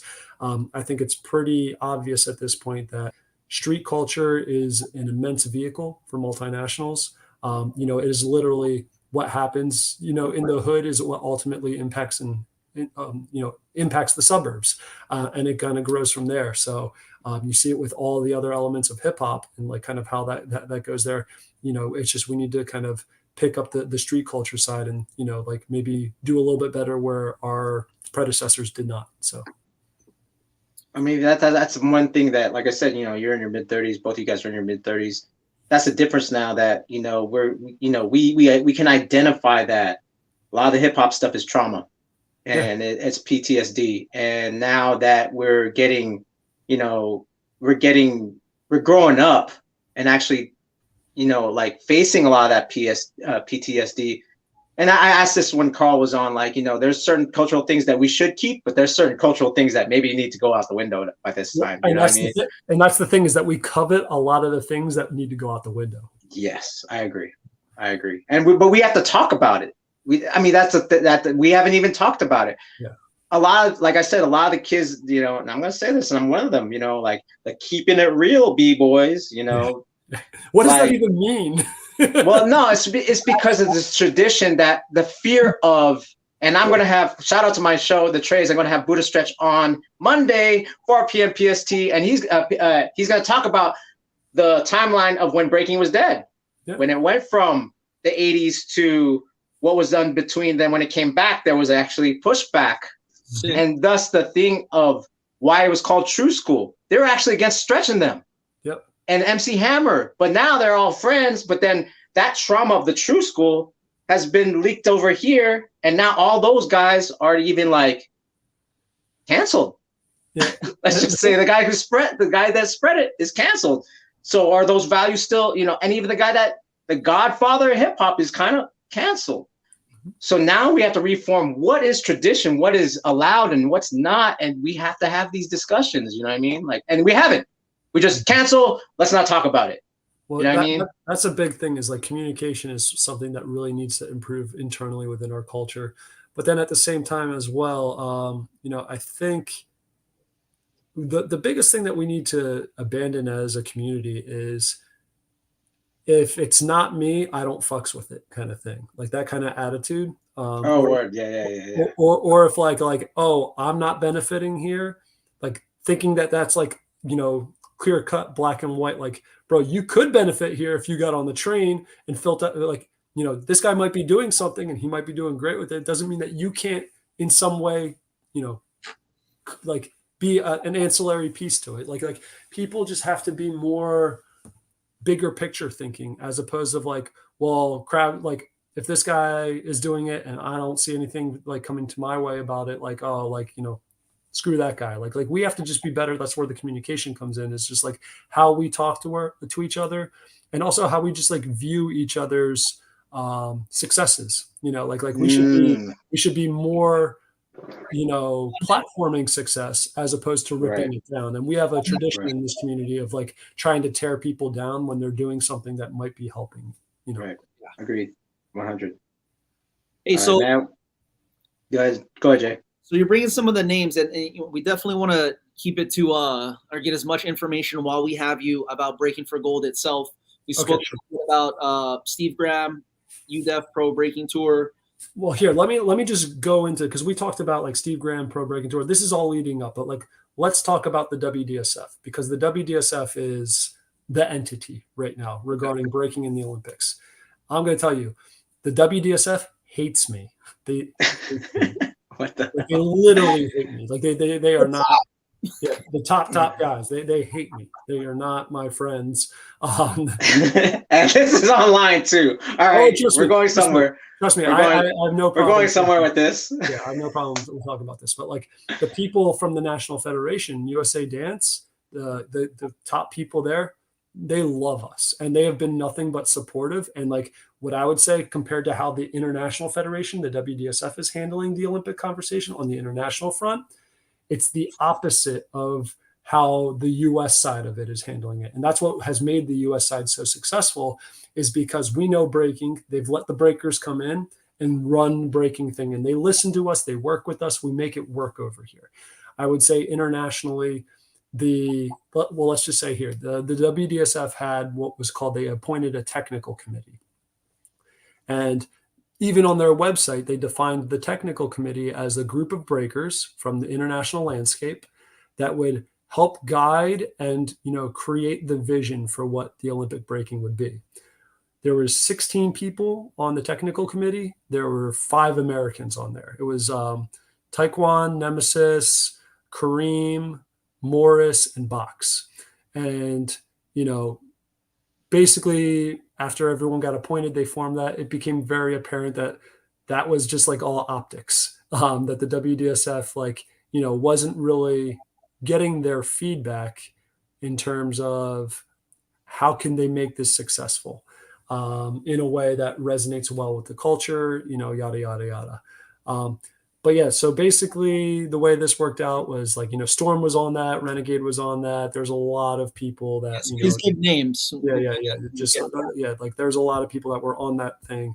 And basically I got involved when I found out through the guys that it was just, it wasn't kosher. Let's put it that way, of what was going on.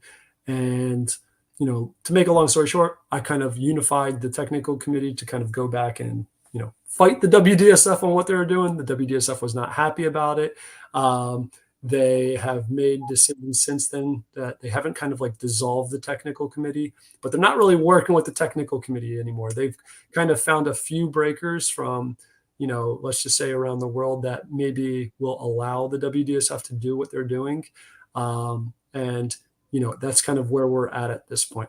But I'm still attacking on all fronts. Can you give names on those that are sure. Yeah. So Bojin from Taiwan. And my problem with I don't think Bojin's a bad guy. I just think that the WDSF is taking advantage of a cultural value of, from Asian countries where, Bojan's not going to go, hey, WDSF, I heard the IOC is giving you $2.25 million to spend on braking to make sure it's successfully delivered to Paris 2024. How are you spending it? Because we're not seeing it. Bojan's not going to ask those kind of questions. Right. He's more so there because the WDSF will tell him what's going on, and he'll say yes. Shout out to Bojan. Yeah. But shout out to Bojan. That's Max, my dude too. Max is another guy from Portugal, Momentum Crew. Yeah. Basically, the group that has been collective. So like Bojan was part of the original technical committee. He was the one guy that didn't sign the letter from the whole technical committee. Like basically we had delivered 2 letters to the WDSF. Everyone on the technical committee basically agreed with what we put in writing. We all signed it. Bojan didn't sign it. He was the one person. And he didn't sign it because he says that he has a personal relationship with the president of the WDSF and he didn't want to offend him. So, that's fine. But then since then, when it was very obvious what the WDSF's response was to that, it was, not to go into too much detail, but then a few of the guys that were also on the technical committee, like Max, Katsu, and yeah, it was those guys, and Skim from Korea. Skim and Katsu basically agree with us still, and like they're kind of like they're in the mix on both sides, but like they don't know what the resolution is at this point. And from my standpoint, like I'm just going to keep fighting it and doing what we have to do to make sure that the integrity of how this process is handled is puts the best foot forward for braking to capitalize on this opportunity. Because to be truthfully honest, I would say the WDSF, if I could give them a grade right now, have done an F. They are not doing very well in terms of executing. And this gets into a much broader conversation where there's the Olympic qualifying process that was put out back in March or back in April. It has since, as of like 3 weeks ago, been redefined. So like basically everything that was done now doesn't count. And they're starting over, and it starts now again in September. And it's just really putting the athletes, or the breakers or the dancers, whatever you want to say, it's putting them at a disadvantage in terms of like resources spending, because we should, just like every other sport, have a outline of the events that we should be planning for next year, that are part of the qualification process. The WDSF will say, yeah, we have that outline, but what they don't have is dates, locations, or anything. So there's like literally one event on the schedule for next year. It's in Japan. It's in February. That one is confirmed. They promised us 4 or 5 more of those events of the same level in terms of points to be generated for the Olympic qualifying. None of them are on the schedule yet. This is a big fear point for me because we were supposed to get 5 of those events this year. The WDSF didn't give us any of them. Wow. As it relates to the World Games, we were supposed to get 7 of those events, 5 of those events, for qualifications for the World Games. The WDSF didn't do any of them. So like there's this 2-year pattern now of what the WDSF is supposed to do in terms of like qualification process, them not delivering on it, and it affects athlete access and participation on these platforms of like how to like be able to map out, plan for, train, and get ready for the program. And everything's kind of like at the expense of the dancers. It's at the expense of the platform. And the reason why this is also a big concern, not just in terms of them not delivering events, that are supposed to be on the schedule, it's also, with the current system that if they put out as of like 2 weeks ago or 3 weeks ago for Paris 2024 qualifications, if you were to run a simulation of who would have access to qualify for Paris at this point through most of the avenues, because there's like 3 different ways that you can qualify for Paris. It's a very intricate process. But if you were to run that scenario, and if the Olympics are supposed to showcase the very best of braking, let me tell you who would not qualify. Victor would not qualify. He's not even in the picture to be part of the scenario. Shigekicks is not there. Whoa. Wizard would not be qualifying. So it's like with this process, like that you're supposed to deliver, if it continues along the same pattern, we are not going to get the highest quality representation of what our dance does at this competitive level. And, you know, from the Olympic standpoint, like it's a big deal in terms of what it's going to mean for our community and such, as we've already discussed here. And then to go along with this is just like my other big question of the WDSF, where there's not a lot of communication or clarity. A reason why they don't like me is, well, obviously the WDSF is going to benefit a lot from the sport, you know, whether it's sponsors themselves coming back in, you know, if they get it in 3 consecutive Olympics, there's distribution of the Olympic media rights, because every federation that participates in 3 consecutive Olympics, they get a cut of the worldwide media rights that the IOC sells. Wow. Oh, shoot. So it's like, and my question is like, how are you going to handle that? You know, like how much of that is going to go back towards developing break culture, making this more sustainable as like an infrastructure, like as an international landscape and such like that. Like, how are you going to prioritize those dollars towards your one Olympic sport? And how do we know that they're not going to go back towards funding primarily ballroom, you know, kind of thing? Like what is that talk kind of be? Like, even it's not even about, you know, the 3 Olympics in a row thing, but like even the benefit post 2024, like how are we going to embolden the platform for the breakers on this international Olympic landscape to make sure that it is done correctly year over year? And there's not a lot of clarity, you know, that's being done. And like, from my perspective, it just seems like in terms of all these guys that run and make the decisions at the WDSF, they're all 60, 70-year-old white men, or, you know, you know, they're just ballroom people though. Like they don't know the culture. Like if I were to ask the president or the vice president today, like who the best person in the United States would be, they probably wouldn't even know to say Victor. You know, like they're just not invested in any level that like shows that they are really committed to the integrity of the dance. You know, so like that's something that like I have gotten with the technical committee guys. Taekwondo has done a really good job with this too. And like we've kind of unified the large bulk of the people that are in the international conversation to try and influence this group to make sure that they direct it a certain way and that they're accountable in a certain way for the different things that are going to impact, you know, just the conversation going forward. But, you know, let's just say the WDSF has kind of like pushed them, all those people that were in the mixes, tried pushing them as far away as possible, and have tried maybe platforming a few people that are nice yes men in the meantime, to not really raise or ask for that clarity, to really map out so that this is handled correctly and in a fair way. Like I have no problem with the WDSF making money off of this, you know, doing whatever that they need to do to strengthen the financial side of their own organization and federation. It doesn't bother me at all. I just want to make sure that the breaking side gets its proper cut and is not treated like a bastard child the whole way through. Right. Yeah. Like, no, it's crazy because like honestly, right, and this is outside in, right? Like I'm trying to put myself as an outsider. Yep. If you ask ballroom and breaking, ballroom's not going to fill that you know, the Alabama stage at the World Games. Well, they barely had an audience in Alabama. They like, so ballroom was there also in Alabama. Oh, dang, we didn't even hear about it. Yep. Ballroom was there. Ballroom had its own competition in Alabama.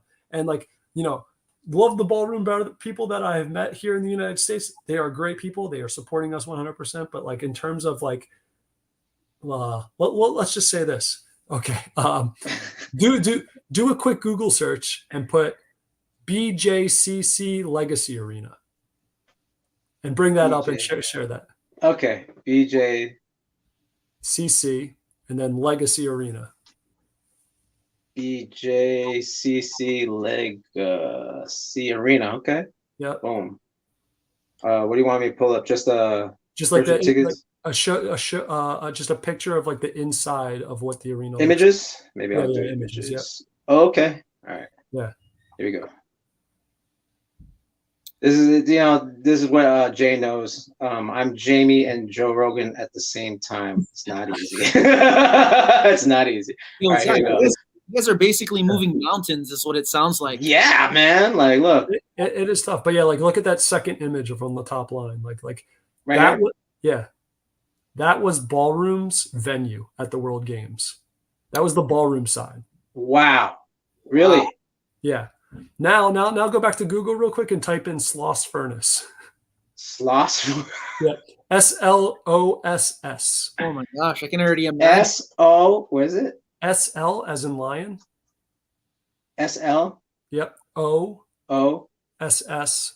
And SS. and then Is that the furnace. name of a place? Furnace. It's like- Furnace? Yep. It sounds like the last place I'd want to be in my This is what I got. The furnace, right? Yep.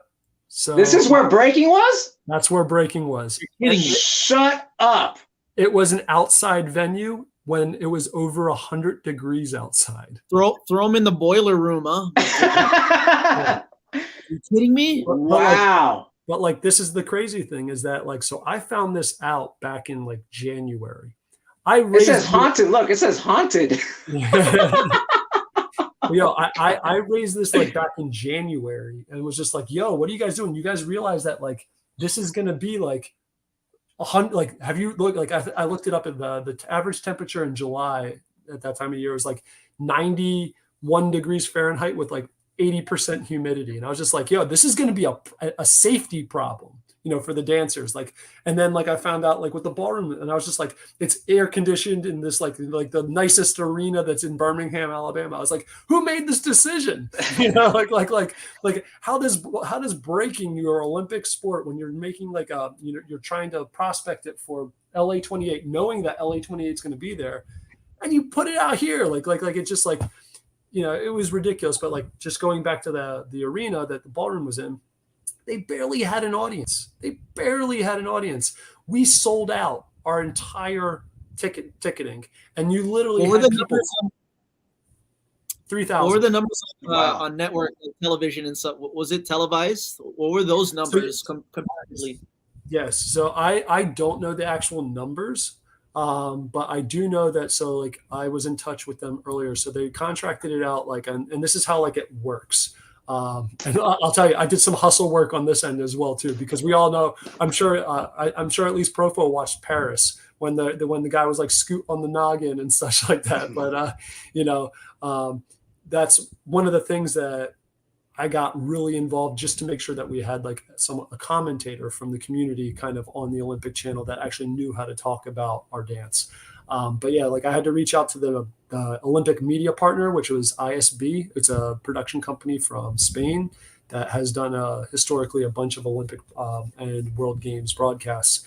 But the way that it works is that they sell the broadcasting rights to different territories. So like here in the United States, they sold it to CBS, I believe it was. And I don't know the numbers on that. But I know like it's a different conversation for every country, basically, where they sold, like Japan had a different broadcasting media company that like bought the rights for it and such. So I don't know exactly how well it did, but I think it did pretty well because I know they had a week-long, slot essentially where they were broadcasting kind of like different summaries of each event and everything like that. So I think it went pretty well in terms of that. But I think overall, the World Games did not do so well in Birmingham. Like breaking was fantastic, but I think overall in terms of like ticket sales across all the events, I think only a few events sold out, breaking being one of them. I think another one was parkour. I think softball sold out as well, at least on one day. But yeah, I think that says a lot right there already. Exactly. Says a lot. Yeah. That says a lot. And these are for people that aren't even invested in the culture. These are just like, they just see it. Hey, we've seen it. What does it look like? And I think, that 3,000, if it sold 3,000, we just created 3,000 fans. Oh yeah. In Alabama. You know what I mean? Like that are going to be interested in these names. Yeah, no, it was crazy too, just to see the level of interaction from a crowd like that had no visibility probably ever to breaking before.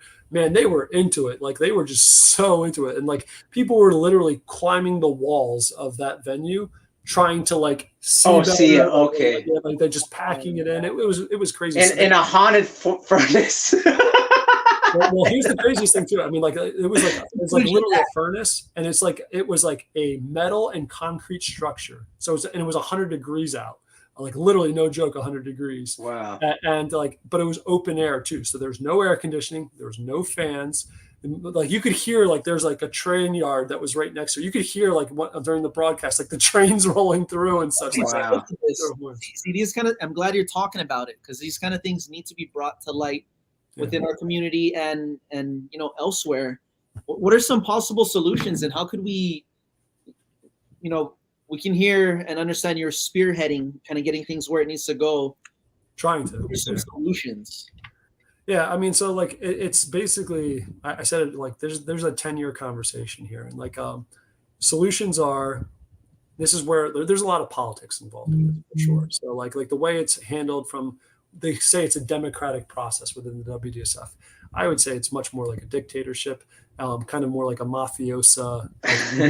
Like there's like a group of like 5 guys that kind of like run the show for the ballroom, like for the Ballroom Federation. But they also have their allegiances. Like the WDSF manages and has 92 national member bodies, and they will vote every year at AGM for different motions to pass and such. But your vote also determines your standing with the kind of ruling party, within the WDSF as well. So like, I know that there's federations that vote against what they stand for, but they do it because they, look for a longer term date. And that's kind of like what we have to prospect on as breakers. First, I would say breakers need to get involved with their national federations that they're a part of. Worldwide, whatever country you're from, try and get involved into the infrastructure and managing infrastructure of the National Federation, because as it stands right now, the AGM happened in June for the WDSF, which is their annual general meeting where they all from all around the world, they meet, they vote and such. Not one breaker was in the AGM. That's kind of crazy. It's because they limit it to only a certain few representatives from each national federation. Those people are the voting interest, let's say, for each national federation. So first of all, breakers don't have, the access to vote and also get leeway into the international federation structure via that part.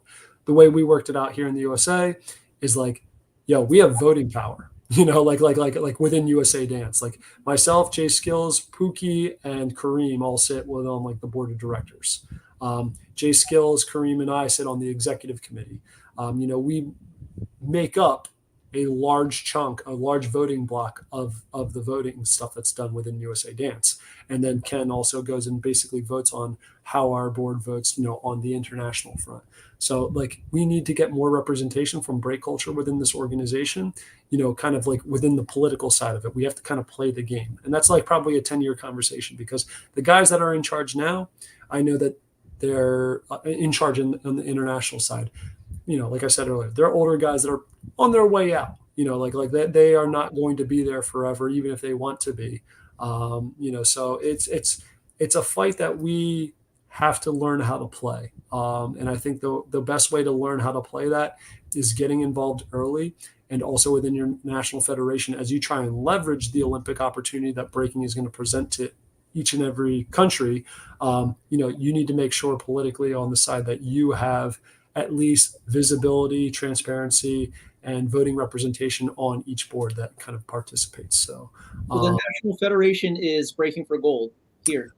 Well, no, our national federation here is USA Dance, but Breaking for Gold USA is like a subset that we built out within USA Dance.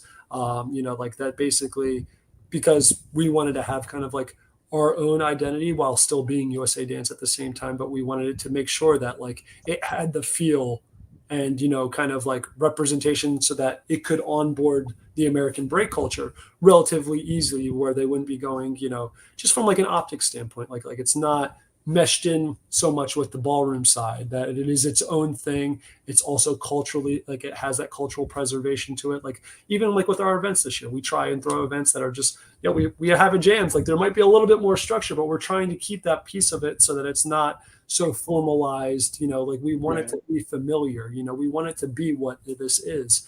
And, that's going to be the conversation and push that we're going to ultimately try and get going forward with, even on the international side. I'll say this, like the World Games, it could have been done a lot better if they had the right planning for it beforehand. There was a lot of concerns, and we kind of got a break because when it was 100 degrees out, they were supposed to battle that day, which was on Saturday, and it would have been it was like 104 degrees out without the humidity concerned. But a major storm rolled through and just wiped everything. They had to cancel the event. They ended up having to do it all on the second day, but it was fortunate on the second day, it was like almost 20 degrees cooler, and it was like kind of a break temperature wise in the week. So we actually got like opportune stuff so that the crowd was able to even though it was hot, it wasn't unbearably hot so that they could enjoy it. The dancers were also able to perform. The staging wasn't great. The floor was a bit slanted, whatever. The WDSF didn't do their due diligence beforehand about making sure, that the right kind of things were done in terms of the production beforehand. And there was a lot of last minute rushes with that. They spent a lot more money than they needed to kind of outfit it the way they did in a last ditch kind of try to make sure that it at least presented kind of, the way it was supposed to. So, but yeah, we'll see how it works going forward. There's going to be a lot of variability. Well, I mean, what's crazy is 3,000 people that showed up to this with the last minute efforts to fix things versus you had an arena for the ballroom and no one showed up. I mean, the numbers don't lie. Do you know what I mean? Numbers don't lie. That's the thing about that arena is just I wonder how many tickets we could have sold beyond that 3,000. Because it's sold out, right? Yeah, because it's sold out. I wonder that arena sits up to 10,000 people or something like that. Could we have sold 10,000 tickets? Because I know that they were turning people away. There was more people trying to get in, they turned a ton of people away that were trying to get in to see the breaking thing. But see, that's why I was saying, in that video, I was saying we needed this. We needed USA to win on top of that.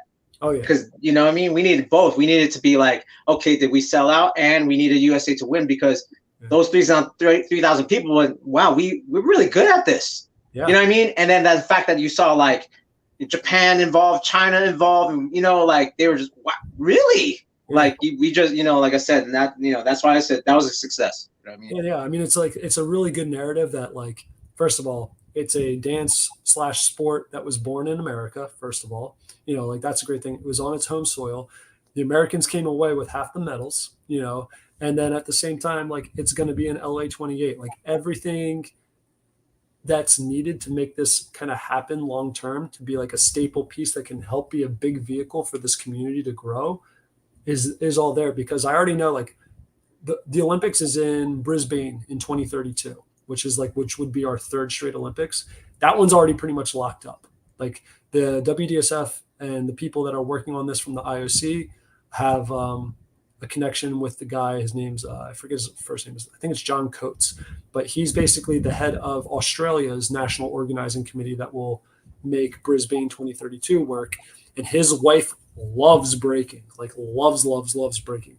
And it just so happens that this guy is a VP level of the International Olympic Committee. So it's and that's kind of how these decisions are made. There's already the conversation, they're pretty, even though it's 10 years away, they're pretty certain that that's going to be locked in for 2022. I mean, yeah, no, that's good because, and I'm glad you're on the show to explain this because there's a lot. Like I said, I was telling Renegade this, because he's commented too on the videos, and I'm well, I've been having podcasts and pandemic, I stay away offline. I just did my thing, and coming into it again, it was kind of do I have access to people? I have been out of the loop a little bit. And and like I said, me. I might be but see this one, I don't know that. I haven't talked to anyone. I don't know that. I just thought, when me and Jay started the podcast, we were just more okay, we would have these phone discussions and be that should be a podcast.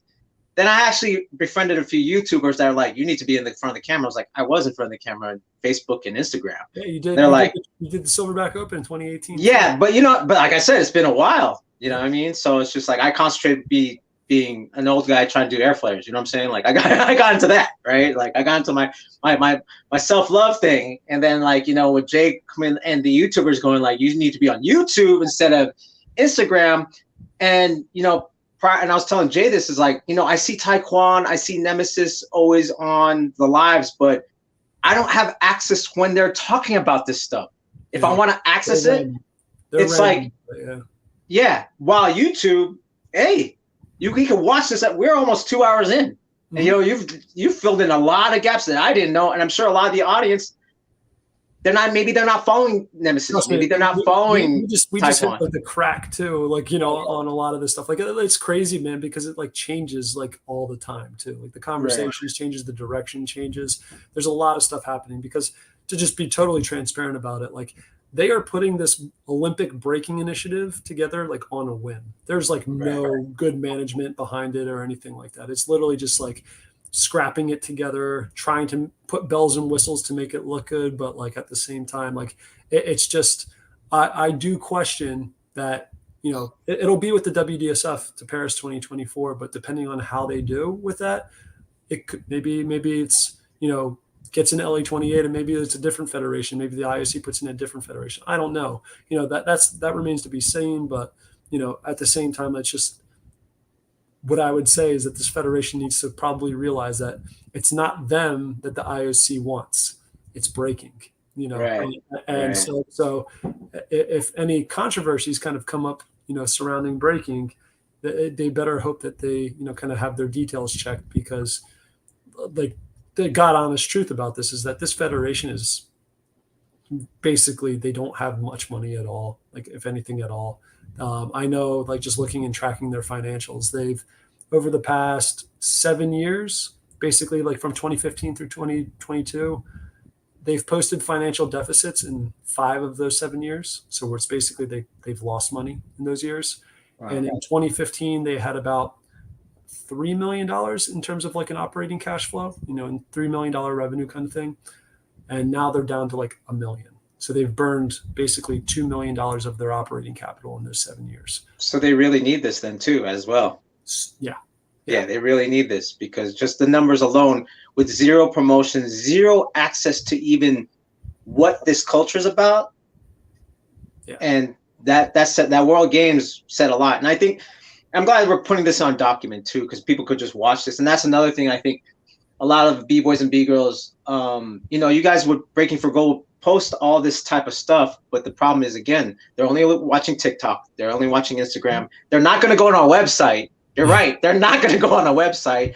And this is like, since you're being transparent and saying like, this is stuff that I feel like Stance and B-Boy Network should be actually covering too, as far as long form interviews, but that's not necessarily a thing. That's why we're almost filling a gap, because like there's no diss to like, Not So Fresh podcast, there's no diss to Smurf, there's no diss to, Flea Rock, everyone that's on YouTube, but they don't got the numbers and they're not coming objectively. And we try, like I said, we're trying to be objective as we can, presenting information. You know what I'm saying? Yeah. So I'm like really thankful for this conversation. I found out a lot. Yeah, I think that's really important, especially with this, man. Like it's hard because, first of all, this is some higher level stuff in a realm that break culture just doesn't know about. Like right. No one, like I've had to learn a lot, even though I've been a part of the conversation since like kind of 2015. Right. Like I still learn stuff all the time, like on a daily basis, about this Olympic world and how political and corrupt it can be, and like what the processes are. There's a lot to take in, and then on the fact that it's variable too, like that things change like that sometimes. That like, oh shit, we've already told people this, now that's going in this different direction. Like it's a lot to take in, it's a lot to follow. It takes a lot of mental bandwidth for sure. And a lot of these young cats, they just want to break. So it's like kind of like up to us, like, more people that are, of the older generations, or like, the kind of like aging generations that like, I want people of our age brackets to be informed as best as we can, so that we can talk about it, so that we can properly communicate it with the younger generations, so that they don't get jaded or feel like they got gypped on something, because this will iron itself out. And I truly think that even with all of the skepticism that I have with all this stuff, like I still see it as like a net benefit for breaking, for knowing where this could go, so. Right. Hey, Zach, so do you do this full time? Because it sounds like, again, you're moving mountains, you're fighting this uphill battle, not only within our culture and everything you need to do with that, but now you're dealing with other people. Do you do this full time? Do you have a job? Yeah, so basically, I do this 100% volunteer, all volunteer work. Everyone at Breaking for Gold USA is a volunteer. I know, like, I can speak for myself. I probably put like 60 to 80 hours a week on this shit. And it's completely volunteer. I know all the other people put considerable amount of time that are working on this as well. We do not get paid. We're just doing this because it needs to get done. And we also just want to see break culture have a better opportunity than, what we grew up in. Much respect, dude. It's yeah.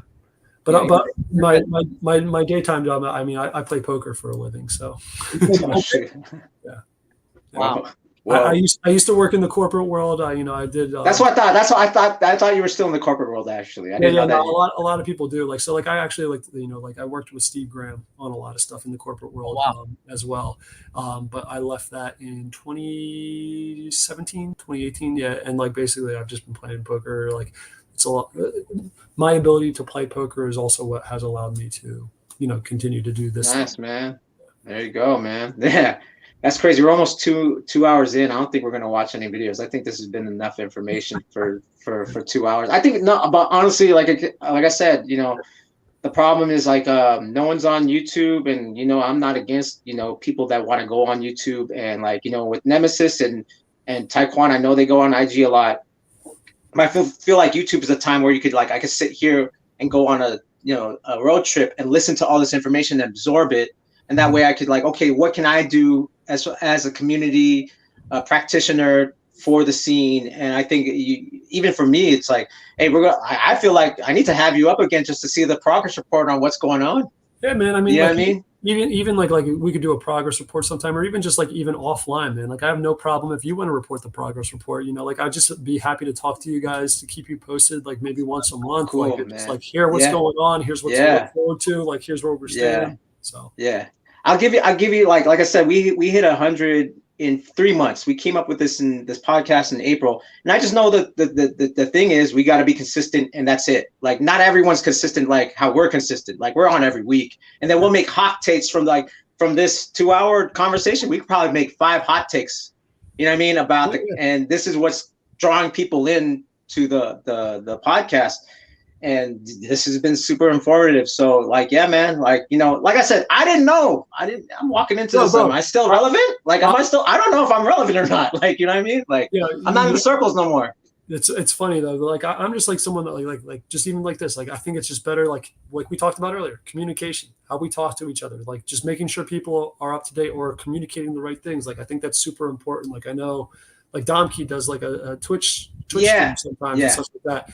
And someone hit me up being yo, isn't Dom your boy or something like that? He's on there and he's kind of talking weird, and it's just so I tuned in to hear what he said. It's just now I'm gonna have to talk to him too, because he just he doesn't know how to communicate it about it in a way that presents it as if it's not a negative thing. Right. And it's just it's ambiguous in terms of negativity or positivity. It's up to us as a community if we want to make it whatever we want to make it. So. Well, yeah, now because I've talked to Renegade too, and he's like, "You have access to us." It's do I? I don't know. I've been gone. You know what I mean? So it's just an affirmation for me to be okay, I can reach out now. Now it's hey, I'm going to do a show about this. You have any feedback, whatever, whatnot. You know what I'm saying? So it helps. It's a really funny kind of thing that notice. A lot of people do think from the community that there's these gates.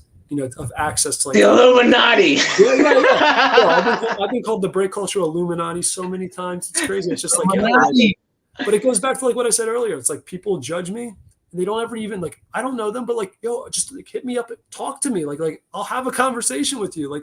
I'll bring you into the conversation. I'll let you know everything. I anyone that does know me knows that I'm not a guy to kind of bullshit anyone or to kind of string people along.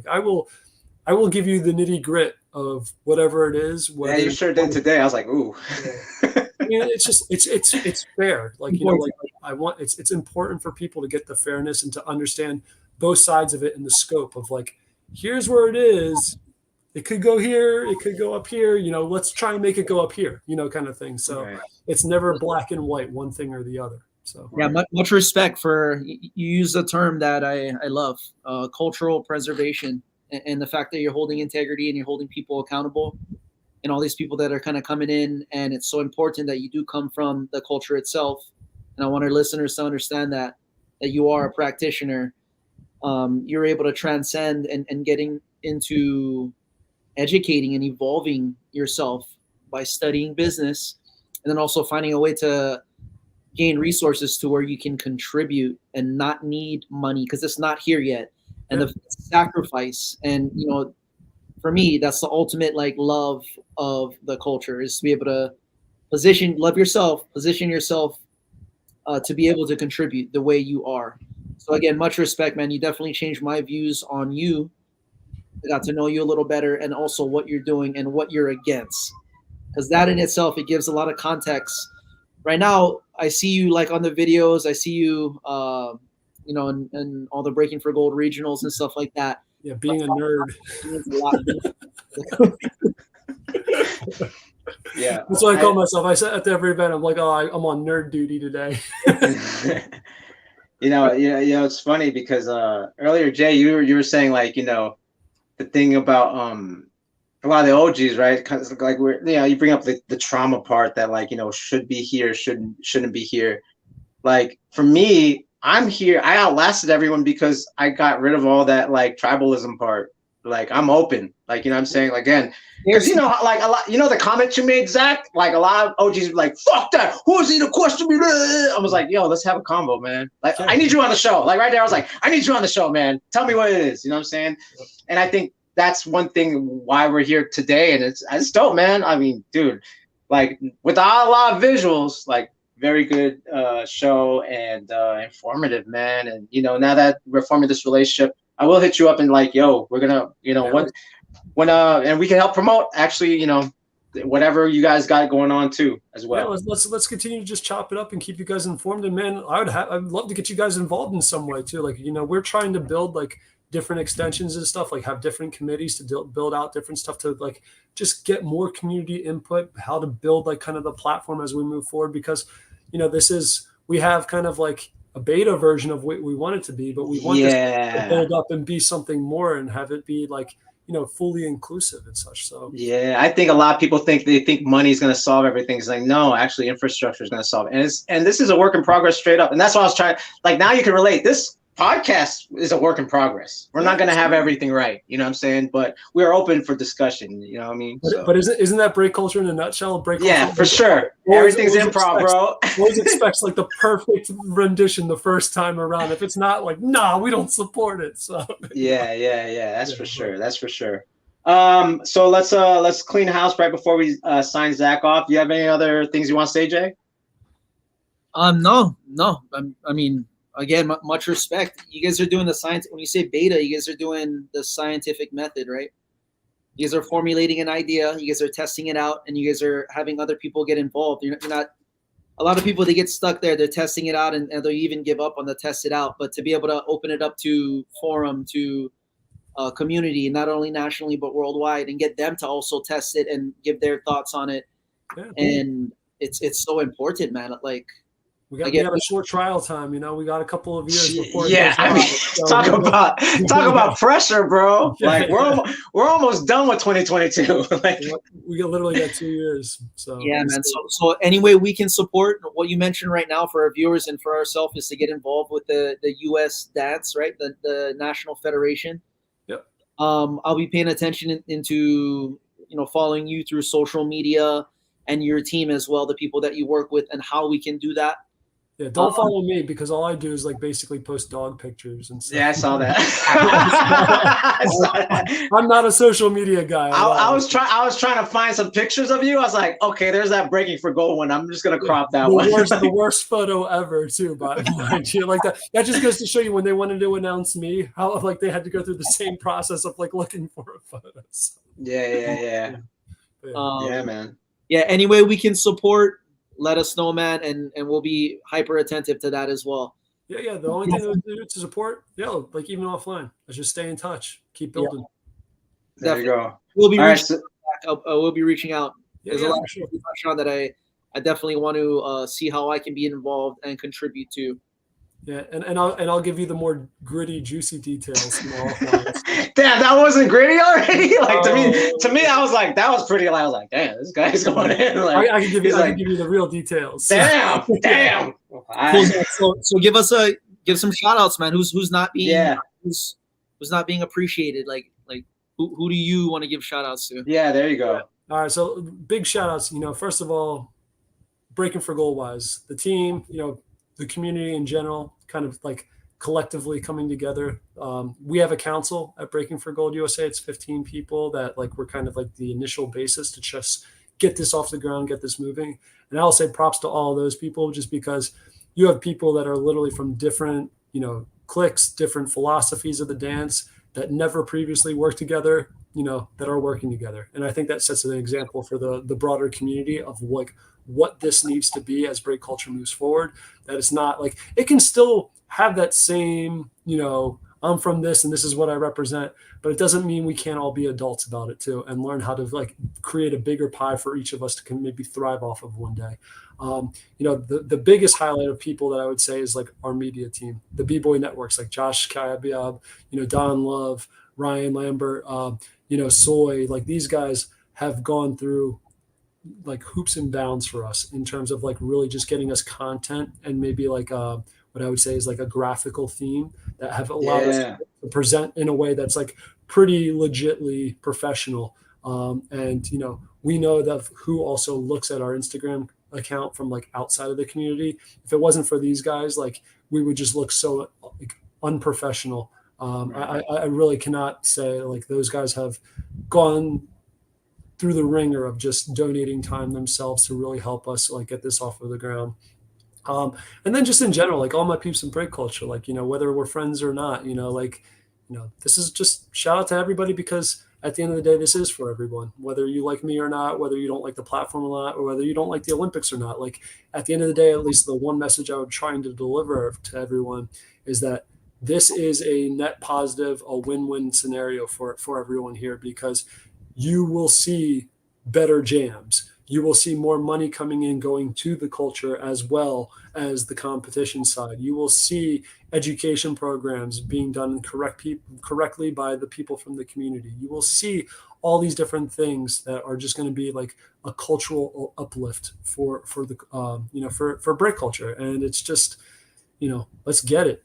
Just, there's no reason why we shouldn't at this point. Like we've waited too damn long. So. Yeah, that's right. I love that summary of that forecast, the future forecast right there. That's a hot take right there too. Let's make sure we get that one. Yeah. Sorry, let's start wrapping up. First of all, sorry. Zach, you're gonna be with us. Thank you guys. Thank you guys too for having me, for blessing giving a shout out to the sponsor, ZenWorld.com CBD right here in my hand. I got the nano drops, good for rest and recovery. Use the Gearhdz promo code to get 50% off. Why not recover and save some money? And again, 65% of you are watching the content. I know you're out there. I know you're out there watching. Subscribe is for free. Subscribing is for free. A like is for free. Help out the channel so that way we can bring more guests like Zach and help out the culture, because that's why we're here. Gearhdz Breakcast is about hacking movement and culture. And where can they follow you, Jay? Instagram, TikTok, YouTube. My website is btrbreaking.com. Yep, I am present on all those platforms as well under BTR Breaking, without a G. Oh, okay. Yeah. All right. And you can find me on Instagram at PROFO_FLGZ. You can find me at the PROFOWON channel, and I have the trades every Monday. I post either a blog or a live. This Monday, I'll have Buddha Stretch from Elite Force. If you don't know who Buddha Stretch is, he choreographed Remember the Time video for Michael Jackson, taught Will Smith the jiggy, and we're going to talk about actually from breaking to now, his perspective and how it died. So that's going to be a good show. Yeah, right there. He's a funny guy, so be entertained. Yeah. Yes, sir. Buddha Stretch. And again, you could follow us on Instagram at the Gearhdz Breakcast on Instagram. And this has been episode 16, a conversation with Cracker Zacks, breaking for gold. Yeah. Much love, Cracker Zacks. Peace. Thank you guys very much. Thank you, brother. And see you guys later. And project.